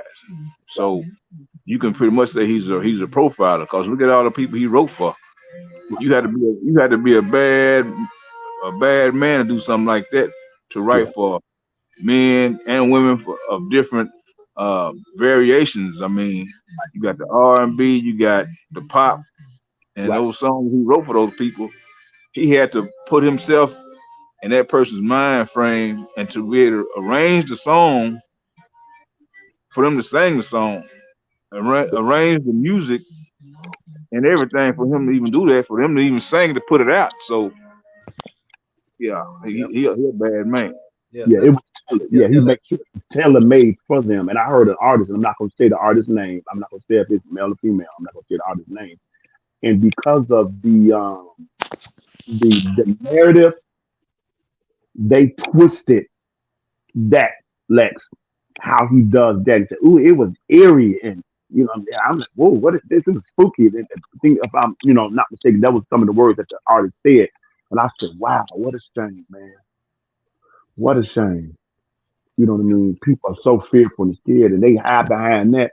But I'm like, man, if all y'all come together, man, and rally together, do you know what kind of difference as a culture we can make? The same thing when the NBA did that stuff, and they were looking at whoever when the COVID stuff was hitting. What's our problem, man? We ever gonna get out of that really lit? Look, here's the Yeah, I deal. mean, you got the mental chains on their head, man. Look, I'm gonna go ahead. I can say this. I'm gonna go ahead and call a spade right here. Bottom line, like I said, R. Kelly is the greatest singer-songwriter of the modern era. The man has continuously breathed new life into more careers than EMTs give a CPR to patients. And the way he actually has been able to just bring people back. And see, that's another threat that R. Kelly got, and that's probably another reason why the industry really trying to shut him down, because he could revive careers of old school legends. Mm-hmm. People that the music industry tried to throw away, but R. Kelly would bring them back, right, and make them relevant. Yeah. So now the money you thought you was gonna get from them, you're gonna throw them away. Oh hell no! Here they come back again. Like, oh hell, now we gotta pay these people again. Right. But I thought we were done with them, and evidently not. And they coming right back. Yeah. I think we can learn from the blueprint of Master P. J. Rock. You know what I mean? How to do our own. You know what I mean? Mm-hmm. I think we really need to really seriously consider that. Really consider that. Not only an independent artist, but an independent label. Yeah. You know what I mean? And it don't even have to be stationed in the United States. Right. And just my thought. Yeah. And I'll tell you something else. Even though Ron Isley was on the Breakfast Club and everything else, and I said, and I'm saying this now. This is just me. R. Kelly get that appeal, and that conviction get overturned, everything else, it's gonna be hell on people's hands. Yep. It's gonna be hell on people's hands. And then people gonna ask for an interview. And some people ask me, do I think R. Kelly should have been on the Breakfast Club? I said, if I was R. Kelly, I would never go on the Breakfast Club. Never. It's me. However, get in touch with Travis. Think about it. I would go on, if I was R. Kelly, I would go on the Breakfast Club under one condition. I would have to have, I want two people in there with me. Right. And the two people I want is Jennifer Bonjean and Mr. Jessica Reed. Andrew Wyatt. No. Okay. No. Well, Jennifer Bonjean. If you want to bring Andrew Wyatt, that's cool. But the third person, Jessica Reed. In case you know who Jessica Reed is. Yeah. I know, but I don't know. J. Rock. That would. Yeah, I don't. I would want Jessica Reed in there with me, because if I bring Jessica Reed in that interview with me, Charlamagne, we gonna see who the real predator is. Right. Yeah, but that's turning into a whole different scenario. That's why I say I'm putting Jessica Reed right up there with me. I feel you. Yeah, I'm just saying that would be the only one. That would be the only time. That would be the only condition. The only reason why I would go on there. Other than that, I wouldn't go on there at all. But I'm just saying, call me a predator. You try to demonize me. I'm bringing Jessica Reed in there with me. We're gonna see who the real predator is. Right. If he does decide whenever, however, when that is, Travis Smiley is the only person that comes to my mind. Yeah, Travis Smiley. Oh, Travis Smiley's the first. He's the only one. He would get the exclusive off top.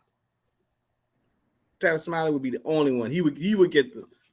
That would be the only one that would get the first exclusive interview. It'd be him, hands down. Yep. I think Bungini to be with him every time he do an interview. From my perspective, that's what I would do. Every time I do an interview, she'd be right there. That's why I mentioned Andrew Wyatt, because he can track. You know what I mean? He can navigate them through that. That way, even after everything is running out and everything, I was still, Yeah. But it'd be like Prince was. It'd be like Prince was. You rap early in Prince. Now, correct me if I'm wrong, J-Rock. Early in Prince career, man, if you got an interview with Prince, boy, you done made it. Forget about achieving an album. You would have made it. Trying to get an interview with Prince back in the day, it's like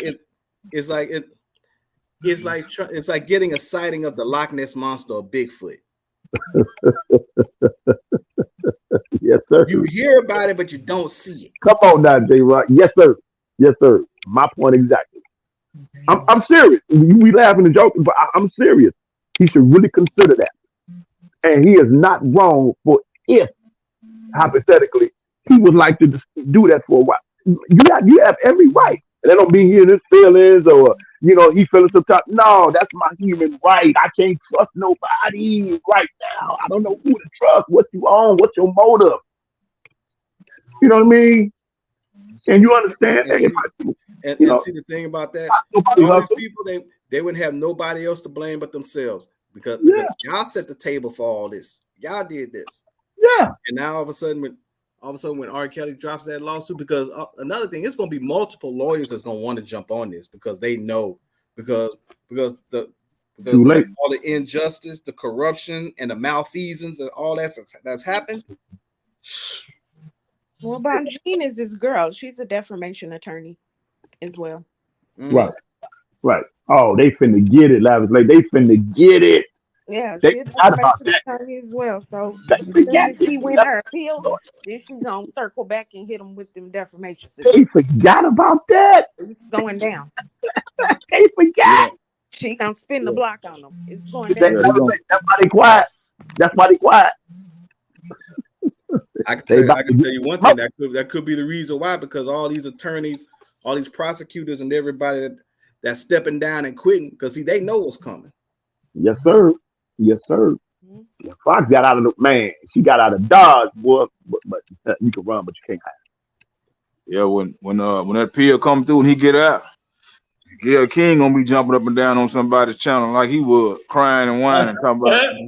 Hey, Lord Lightfoot put that boot in Kim Fox's ass, boy. Oh yeah.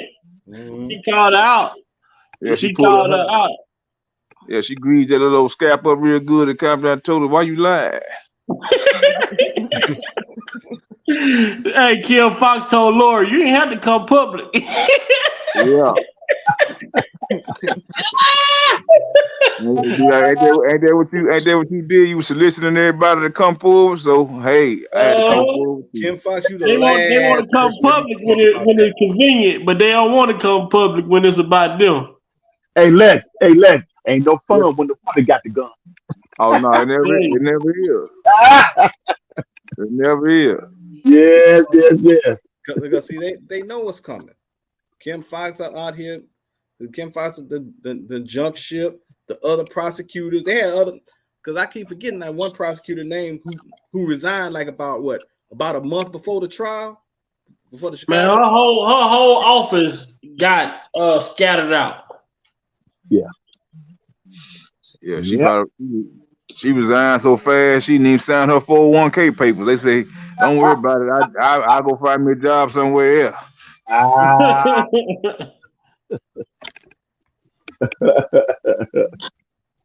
Yeah, man.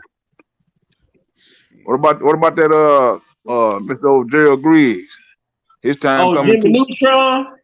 He's somewhere shaking in his boots. You talking about the Great Kazoo? Dropped him off in the Antarctic with just shorts on. Dropped him off in the Antarctic with just shorts. Think outside the box. Hold on, I got something for y'all. I got something for y'all R. Kelly super fan. Yeah, I know it's an R. Kelly super fan. So okay, now what side? Hold on, Mr. Savage. Hold on, Mr. Savage. You don't let West Side finish. You don't let him finish. Go ahead and finish your comment, West Side. Well, I think you, Mr. I thank you, Mr. Storm. Gotta let him finish. Mr. Storm, I thank you for allowing me to come on your platform. You're a respectful host, brother. I just can't talk to them. They're just too out of control for me. I wish them well, though. I'm off the mic. Thank you. You out of control because you got criminology. Sir, you out of control. Listen, because you don't know me from Adam. John, you out of control. I've been living this for 10 years. Angelin and Timothy Savage say it's been nearly 2.5 years since they last saw their daughter Joycelyn in person. They say Joycelyn enjoyed singing growing up, and they believed R. Kelly could help their daughter with her professional career. Kelly was acquitted of child pornography. While they were lying, It's madman. it was a short clip. I know where to go get it in. I'll let you hear that shit. Hey, you don't know me from Adam. No, F that.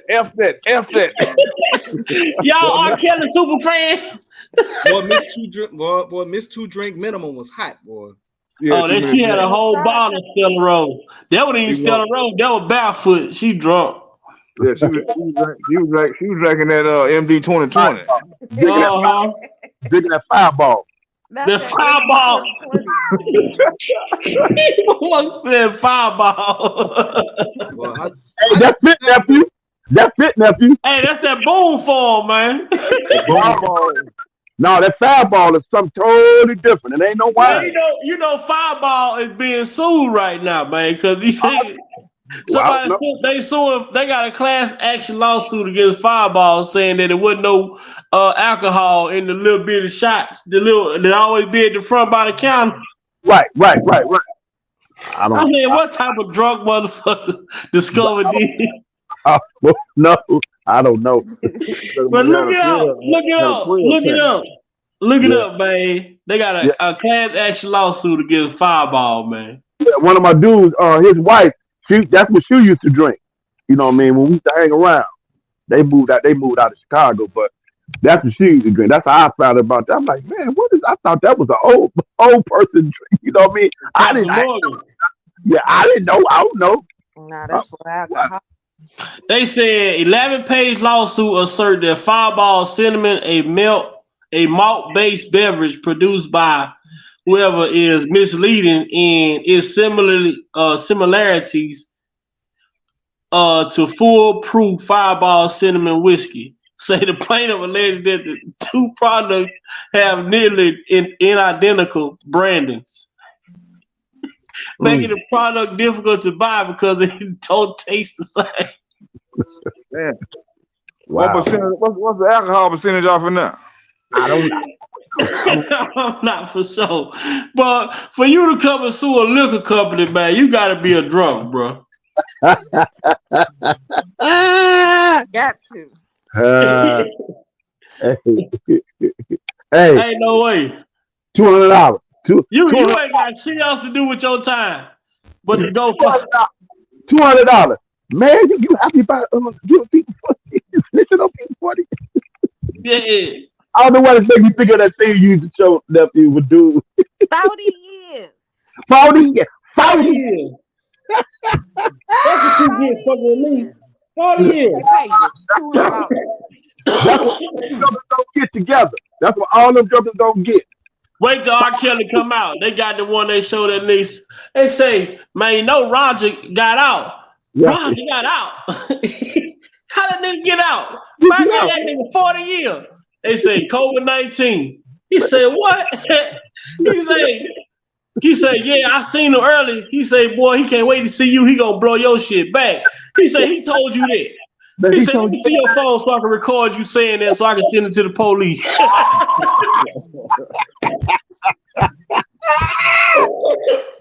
Ooh, dude say, I ain't finna do no police shit like that. He say, all right then. He say, you just stay out the way when we come back. The dude say, we? Who is we? He say, Navy SEAL. Oh, mercy, boy. You little dude, Bubba Dub, boy, he funny as hell, man. Man. Oh, man. Oh, Man, my. when that appeal come through with R. Kelly, we already know what's gonna happen because Lex is talking about Gail gonna be jumping up and down and everything. I'm gonna tell you what's gonna happen with Gail. Gail ain't even gonna be on. She ain't gonna be on TV. She ain't gonna be on CNN. I'm gonna tell you what's gonna happen. Somebody gonna be sitting in her chair. Why it'll be like she gonna be on vacation or something. She's gonna be gone for about 2 weeks because she ain't gonna want to cover this story because keep in mind, think about the backlash she got after what she did with Kobe Bryant. That was some bottom low evil demonic type of spirit. How could you do something like that? She did. She got that backlash from Kobe like that.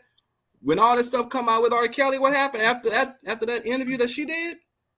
That backlash is gonna be just as bad, if not worse. And she ain't gonna. And I promise you, she will not want to be on TV to handle that. She won't be able to do it. Damn, R. Kelly get free. She gonna Robert wait till Kelly the die down before she come back on TV. That's what's gonna happen. R. Kelly, when they say R. Kelly conviction has been overturned, I'm gonna be so disrespectful on my platform. And I'm talking about Old Cole, anybody who done talk negative about R. Kelly. Uh-oh. I want all the smoke. No. So hold on. And you know what Spit Fire gonna do. Hold up, Unc. Wait a minute. I gotta address this with Vibe first. I gotta do it. Vibe. Okay. If you gonna do this, so that means the disclaimer that you've been putting out is gonna be in effect, just for that one. No, see what happened? I'm setting a trap right now. So they bring their stupid ass over here. I can block them. See, we gonna have a block party, but we gotta bait them over here. I'm gonna talk the shit and get them to come over here so we can block their ass, man. Cause they ain't gonna have nothing to talk about. Right. It's gonna be a whole celebration for them. So you're gonna be like Tupac. So you're gonna be like Tupac. That summit in Indiana talking about. They told me not to cuss. Fuck all that shit. Right. That's how you gonna be. How did Jada walk to the gym if she not from the Shy? Jada. Who Jada?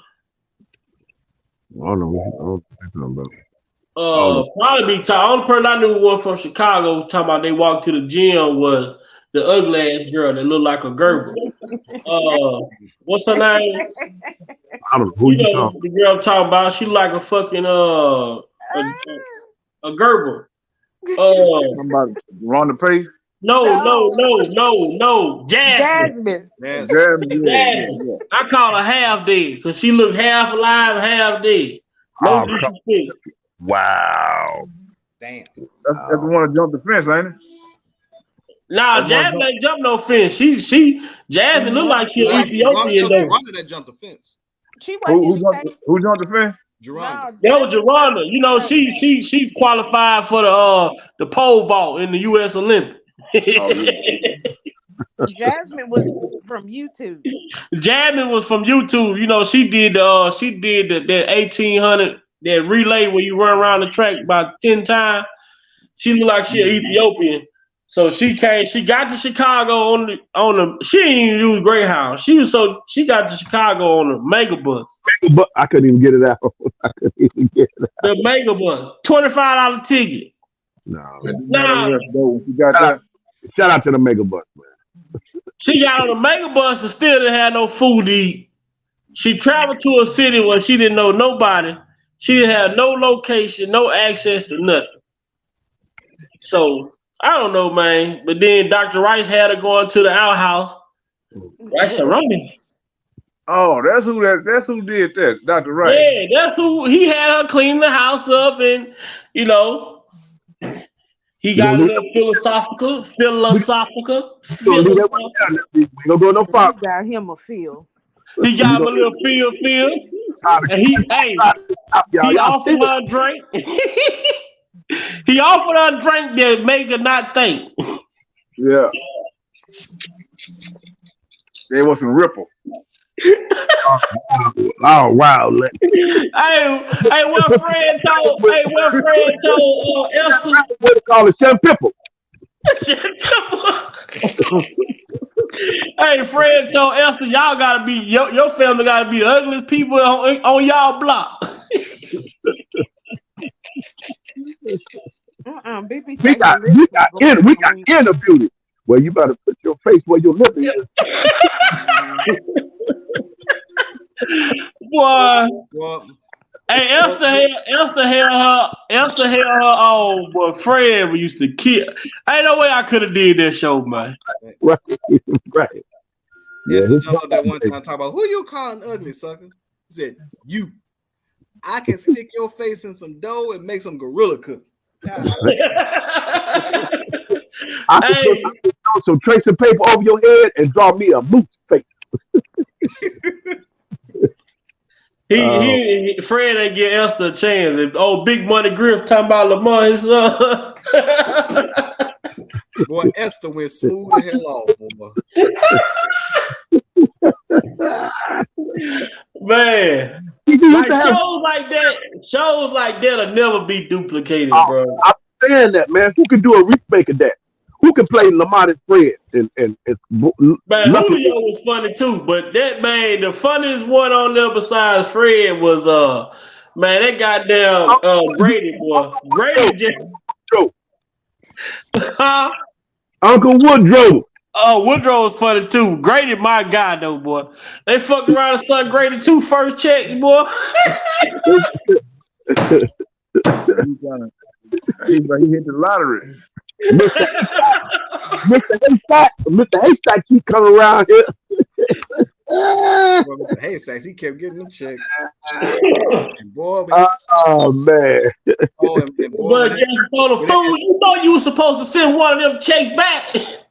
Well, I lost both of them.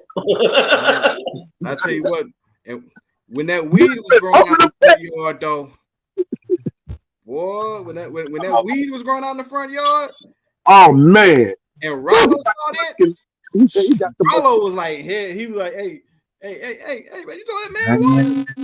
What? Man, look, it's about to be harvested too. He was like, he was like, yeah, man, but I'm gonna need somebody to get rid of it. Don't worry, man, I'll do it.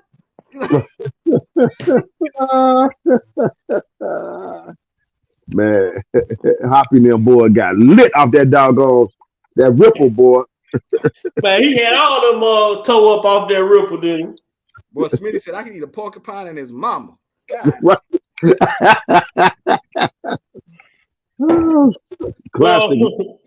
Grady say that's my set. This ain't your set. This is my set. I bought this set. That's my set. I know my set when I see my set, Fred. This ain't your set. Grady left and came back with the police. There he is, right there. Yeah, boy. I wonder why Grady wasn't in the Harlem Nights. Should have been. I mean, Esther wasn't even in the Harlem Nights. I don't know. Sure, I'll tell you what though. I'll tell you one episode I remember. We all remember when they tried to have the players ball over at Fred's house. You remember that episode when Fast Fanny came over to the damn house? Yeah. I watched that the other night, a couple of nights. Was it last night? Yeah, I think last night. Yeah, when he had the bubble said, Fred, that's one of them Superman suits, right? Super fly, bubble, super fly. Oh man. Lamont was bogus for that though, man. Lamont was bogus for that. Man. Yeah, Lamont was hating a little bit. Man, them classics, man. But boy, when Lamont tried to bring a date over, boy, it was a trip. They used to go to each other. Oh yeah, they were screwing each other up. But the one part that got me when he was trying to when his cousin came in from out of town, Betty Jean came over. Yeah. Woo, man. He ain't enough of it. He went in the kitchen, ain't enough of it in the house. We gotta get him out of here. He keep on eating. We ain't gonna have nothing left. I didn't talk about the Weight Watchers meeting that we had. Right. I didn't talk about what do y'all do? Eat for 30 days? And then they talk about no. We talk about what we didn't eat. He said, I bet that's a short conversation. Boy, I fell out of that. $10,000, Fred. $10,000. Man can get the new with $10,000. Fred looking around there. Man can fix up his house with $10,000.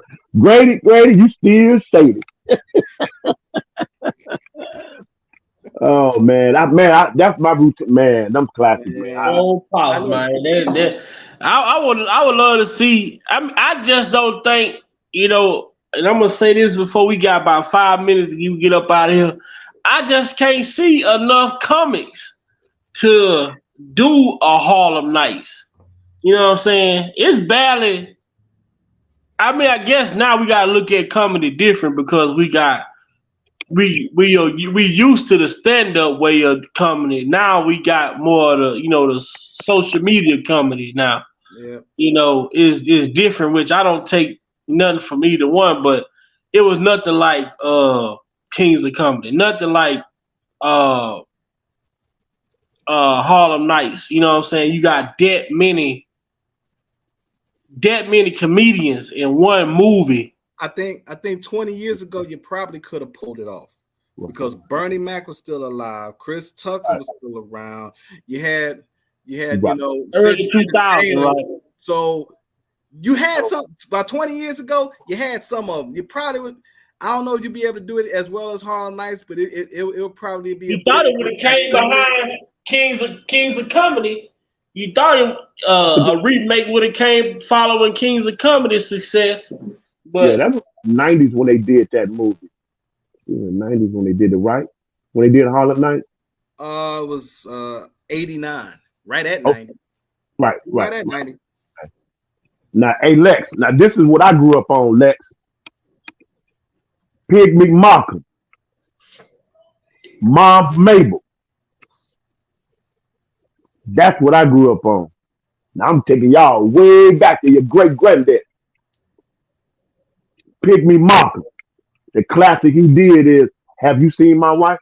I ain't seen. Pull it up on YouTube. Pig McMarkham. He was a comedian. Classic. Didn't you know from family, no nothing.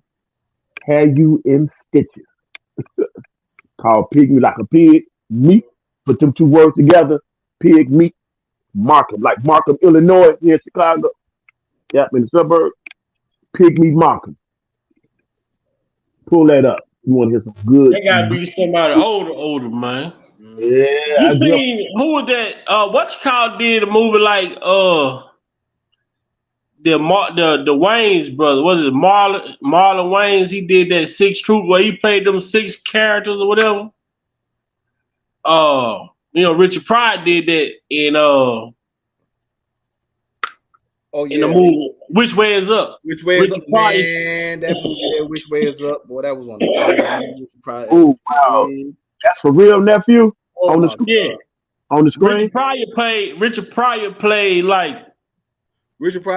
3 different characters. He played Leroy. He played Leroy's daddy, and he played the Reverend Lennox Thomas. Yeah. Man, he was like, oh my God, that movie was hilarious. But I know you just get tired of blowing that horn in the morning, man. You knew you had to go to work. Why? You don't be coming out the house the whole time. All right, motherfucker. I'm coming. Yeah, because I remember that one time he was like, I heard you. Damn you. I had chicken in the refrigerator last night. You gotta be in the refrigerator. Come on, it's eating. Hey, J-Rock, what was the one that Bill Cosby and Sidney Poitier played in when they and what's his name? Big Percy, and Seymour, little Seymour. Which one was that? Which way is up? Piece of the action. Piece of the action. Piece of the action. Woo! I got them joints on deck right now. Boy. Classic, man. Classic. Man. And our black cinema culture, Jay Rock, we don't have them around, man. That's why I always promote them classics, man. And man, bro, I remember I saw one of Richard Pryor's movies live on I think it was Live on Sunset Street. Where you talk about you went to Africa. They talk about they talk about you talk about them little talk about the animals around here ain't nothing like the animals out in Africa. He said we'll see some buses fly around. He said shit down there in Africa, them buses drove up in a truck. Yeah, man. When they got out of the truck talking about what it is.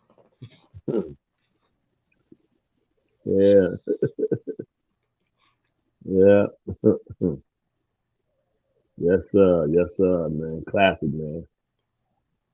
I ain't see old Classic tonight. I ain't see Jeff. I know Jeff working. You know they got their podcast that they comes on tomorrow night. Okay. Dean. How can I check that out? He supposed to been sending all the stuff over to Lavish Lady to so she could post it in the chat or whatever. I told him I was supposed to been getting into it myself. Let's see. I don't know, man. I ain't got too much more. I ain't got too much more to talk about, man. Like, what's up, Leslie? My biggest thing is just, what I like the most that we do talk about over here. We talk about some serious stuff, but we still can laugh and joke and make it all intertwined to bring it back to show Mr. Kelly in a positive light and not, focus so much on the negative stuff. It's okay to laugh at Tim. You see, man, I'm gonna tell y'all, did y'all notice? I talked about Tim hair in that fucking part so much, he cut that shit off his head. He let the part grow back. He cut the curls off the top. Everything. He don't have the curl no more. Nah, he got him a low fade with no part. Okay. He got rid of that Donnie Simpson, huh? Lex, what did Ice Cube say on death certificate? I had to cut that Jerry juice and get a bald head. Oh yeah, you got to. Jocelyn, baby, calm down. No, I ain't coming down. You goddamn R. Kelly super fan. I've been in this. I started this. 10 years. Yeah, you see that? She admitted that. See, yeah, see. All that She mad because Lifetime they stole my story. I'm not care about no criminology degree. I got a degree in psychology. What the fuck is psychology? You got a degree in psychology. What you sucking on? What she was trying to say, what she was trying to say is she got a degree in shotology. Shotology.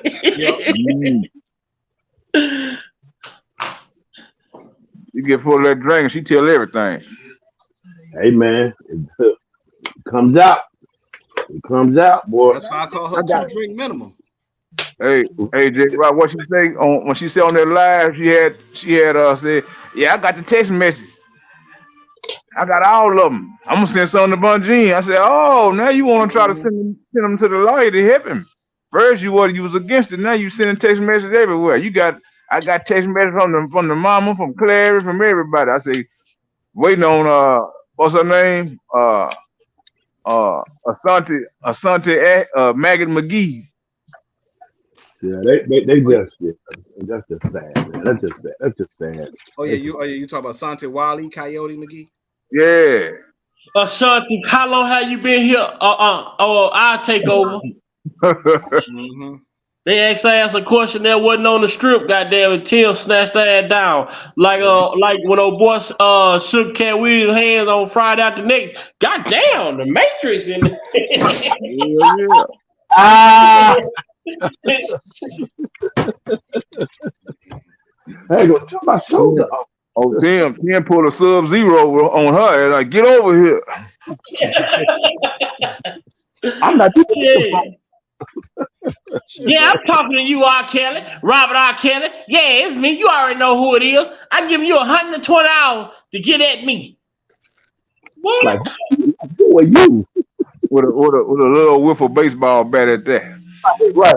10 minutes later, as you all may know, Well,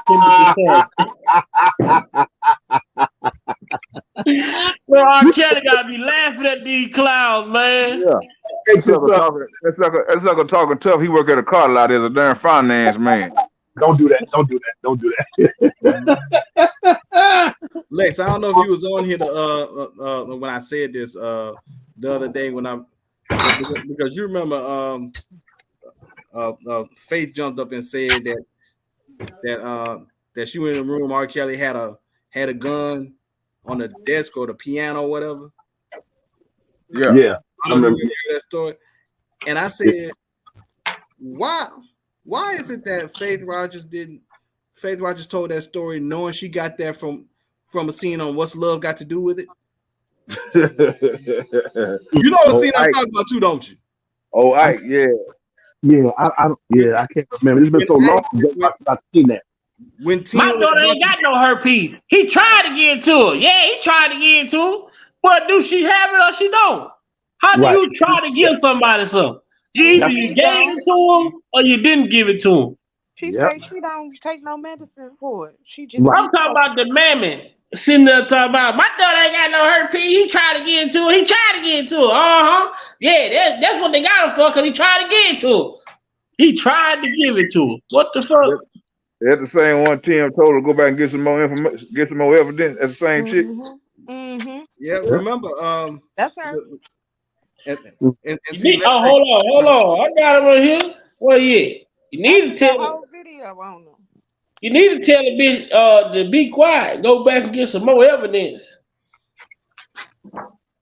Yeah, they can. But you know what? And I'm gonna say this though, Tim. You sat here and called this young lady all out her name, and this speak to the shit that money will make you overlook disrespect in certain situations when it comes to these people. Cause ain't no way you call my daughter a bitch wherever I see you. It's on site. Yep. There'll be some furniture moving around. I would have whooped Tim little ass so bad. Would have been, hey, look, hey, they gonna be licking his wound. Where's the Bernie Mac? Be some smoke in the city. You go get your daddy, your brother. I don't care who you go get, cause I don't play. I've been about that. I've been about that life. But then you gonna get on David Channel and talk about some. I ain't no gangster. I might be a little Westwood. What do you say? With the Jerry Curl juice everywhere.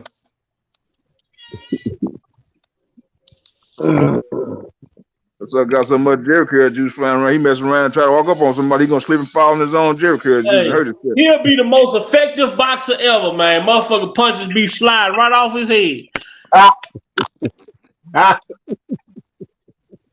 He don't need no cut, man, because he got the damn Jerry Curl juice all over his body. Right. I'm trying to get this fire going. Well, put your head near that motherfucker. Fuck Vaseline. That motherfucker use Spritz and holding gel. Them curls be locked in. Yeah. Get some of that old Stay Flow. Stay Flow. Get some flour. Get some flour and hot water and shake it up on his head. Make his own Stay Flow. Stay Flow. Oh. He'll be the only boxer that got World of Curls as a sponsor. Y'all wrong. Oh man. Hold on, what do you say? Go ahead. Play the one with him and Angelo going at it. Okay, hold on. Where you at? Where you at? Put him on mute. Dana, put him on mute. Dana, put him on mute. Now who sent you, nigga? Nobody sent me. Say another motherfucking word and this shit is over. And I ain't playing, nigga. Now, you ain't got no gun. But where the weed at? I ain't got no weed. Shut the fuck, shut. Did I say, no? Oh, shit. Say it again. Say something else. Oh. That never gets old. Day. Huh? Is this your cousin? Yeah, that's my cousin. Good. Then you fired.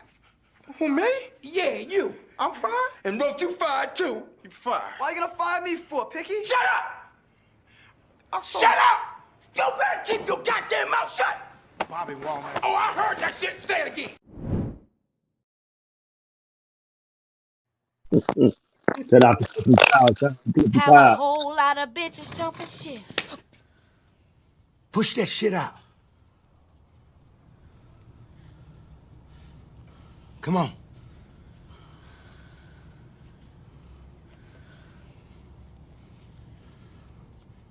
You know it's hard out here for a pimp when he tryna get this money for the rent, for the Cadillacs and gas money spent will cause a whole.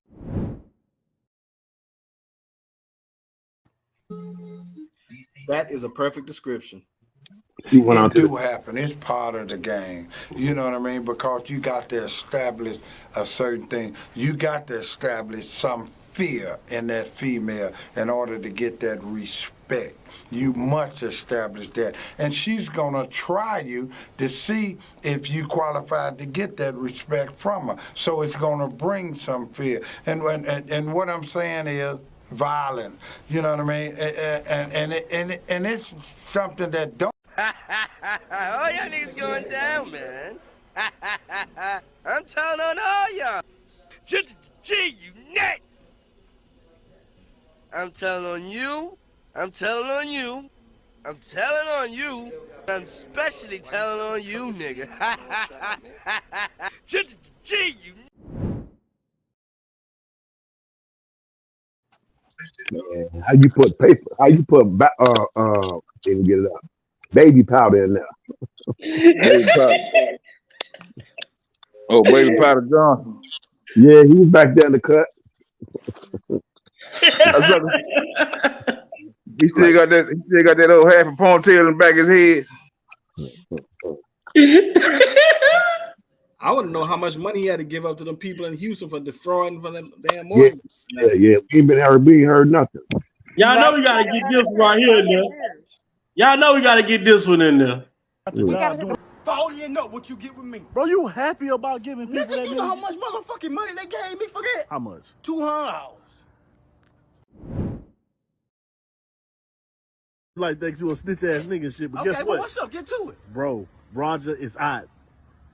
How the fuck he get out, Roger got out early, bro. How?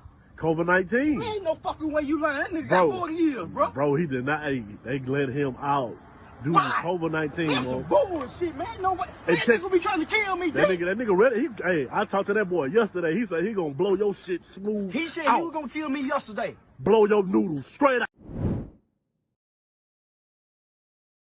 He gonna get you know. I got a phone call. Yeah, I know you're out here. Man, why you keep following me, man? I know what you're doing. Bro, why you keep following me? I know what you're doing. Everybody know I'm at the courthouse. I had court. No sense, bro. I had court. Why you gotta do that, though? Why man? I do what? Why you do the crime, but you can't do the crime? I ain't did no crime. You always telling on people, man. Stop snitching on dog. folks. You get mad because that white man just told me they didn't see a testimony You like always that in talking 10 to the years, cops, dog. bro. Like they your friends I'm a or something. snitch, nigga. Hell yeah, ain't my friends. Just because they ain't your friends, they my friends. Out here at the courthouse tripping. That fool jumped up and said the judge ain't never heard a testimony like that. Hey, J Rock don't like this. J Rock don't like this. One with Tim and Angelo going at it. Yeah, he can float like that because his hip got some air, the air in there.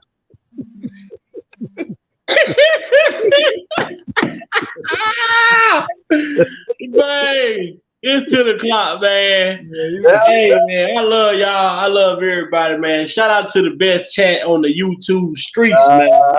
Telling y'all, man, without y'all, man, none of this is possible. Shout out to the panel. Everybody, man. Everybody. You know what I'm saying? About Angelo hips got helium in them.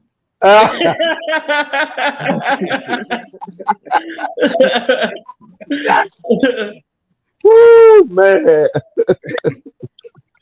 Oh man, hey man, this was a good live, man. It's another good one in the record books, man. Another good one. Oh yeah, man. That's what it's all about, man. Just we need to get this thing, man. There's crazy stuff going on in the city and all that. I done took it easy on their ass for about the last month or so. It's about time to ramp it back up. Yes, sir. Yes, sir. Yes, sir. All right. I'm telling y'all, man, watch out the next between May 19th and the end of June. Sparkle name gonna pop back up. And y'all gonna be like, well, they call her baby hairs. You see how she had that shit swooped on side of her head? Yeah. I call her kangaroo face Sparkle. She's still holding that. She's still holding that. That's the thing. That's the thing. That's really a thing. Hey, did the dude that she was married to from Public Announcement, did he ever come by and say anything about that? About her lying about they were never married and all that? He did an interview saying they were married. Yeah. Okay. Yeah, she talking about they were never married and all that crap. He said that's why him and Kels didn't talk.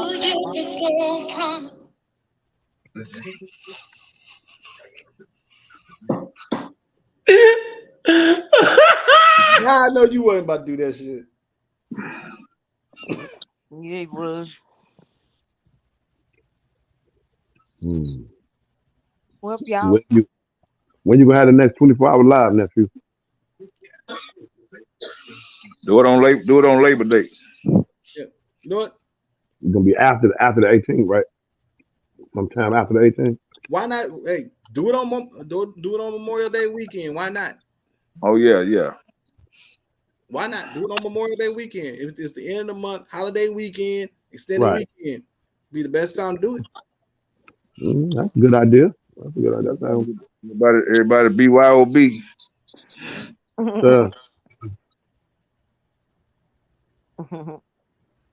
Shoot, and if you want to do it from that Friday all the way into that Saturday, that'll work. Yeah. Because some of us either gonna try to take that entire Friday off or that half day Friday off. Right.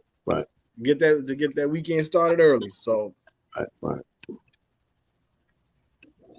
Well, I did. Planned and get it out there, y'all. Yeah. You know how the families be. See, that's the only thing about that Memorial Day idea. Yeah. We're gonna get it planned and get it out there. Right. It'll be soon. Yeah, I'll be at work anyway, but that'll be the Sunday schedule though, so it'll be much better, much easier for me. So, but just let us know. Yeah, I was just saying that if you're talking about doing it this month, then I think that would be the ideal time to do it during this month. Mm-hmm. Yeah, that's what's up. Well, y'all, we gonna call it a night. All right. It was good seeing all y'all. I missed y'all. You too. It's so good to hear your voice. Yeah. Huh? I said it's so good to hear your voice. We were sending them prayers up, boy. Well, thank you so much for them prayers. I felt them. Yeah. I appreciate it. And it seemed like he just couldn't he just couldn't go on. Without his right hand lady, boy, he didn't feel the same. Like a part of him was missing. You know, real for real. You know, he said, I can't even. I'm not even gonna touch it. I've been did some injustice. I can't even. I don't even want to do it. I can't even do that. You know. Yeah. So You're welcome, that's lavish lady. I hope everything. I hope everything's going well with you right now. Yeah, I'm good. I'm good. Okay, Just that's what's gotta up. take better care of this old body here. But I'm That's good. it. That's all. Yeah, I'm every now, yeah. Yeah. every now and then everybody got a reset. That's Yes, sir. all. Everybody got to reset every now and then. I'm doing Yeah, the it cleansing. broke down on me for a little bit, but I'm back in action. That's what's up. That's what's up. Yeah. Back Peace in and grace and safety and blessings from above to everybody represented in the chat. Yes, y'all. Thank y'all for coming and tuning in. We appreciate y'all. We love y'all the long way. And Yeah. y'all enjoy the rest of y'all night. Yes, yes, yes. And we'll see y'all Monday. Monday. Monday. Monday. B-Day, J Rock. Bless you, man, for taking the time out to come on, man. As always, it's always an honor. Next year, I wouldn't know, man. And I I ain't appreciate forgetting about that main ingredient, too. Hey, that main ingredient ain't no joke. Everybody play the fool. Ain't You no know I exception know. to the rule. You know I know. You know I know. I'm turning 57 this year, so you know I know. Yeah, man. Yeah, appreciate y'all. Thank everybody in the chat for the birthday wishes and everything. I appreciate them, and I don't take none of them for granted. Yes, And, sir. and you know, looking forward to seeing everybody again this next time go around. Y'all say it's gonna be Monday, right? Yeah, Yeah, Monday, we'll be 7:30. back. We'll be back Monday, live and Yeah, in action. yeah, Monday, 7:30. So we'll see y'all there. You enjoy the rest of your birthday. Have a Yes, couple yes, Oh sir. yeah, I drinks. will. I'll definitely do that. All right, everybody. Stay safe and All stay right, prayed up. y'all have a good night. Good night, everybody. Love y'all. All right, later. Peace and Love blessings. y'all. Have a good weekend. Yes, sir.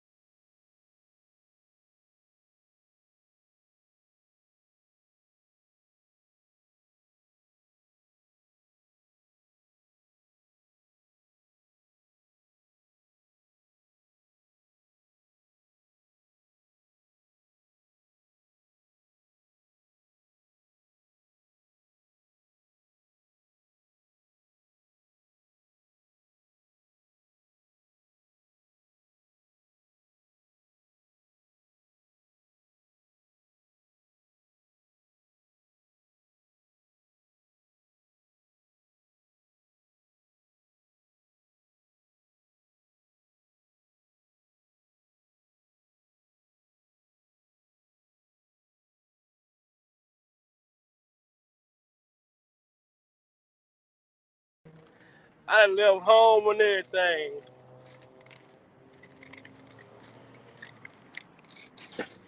I appreciate y'all for hanging around. Let me eat it live.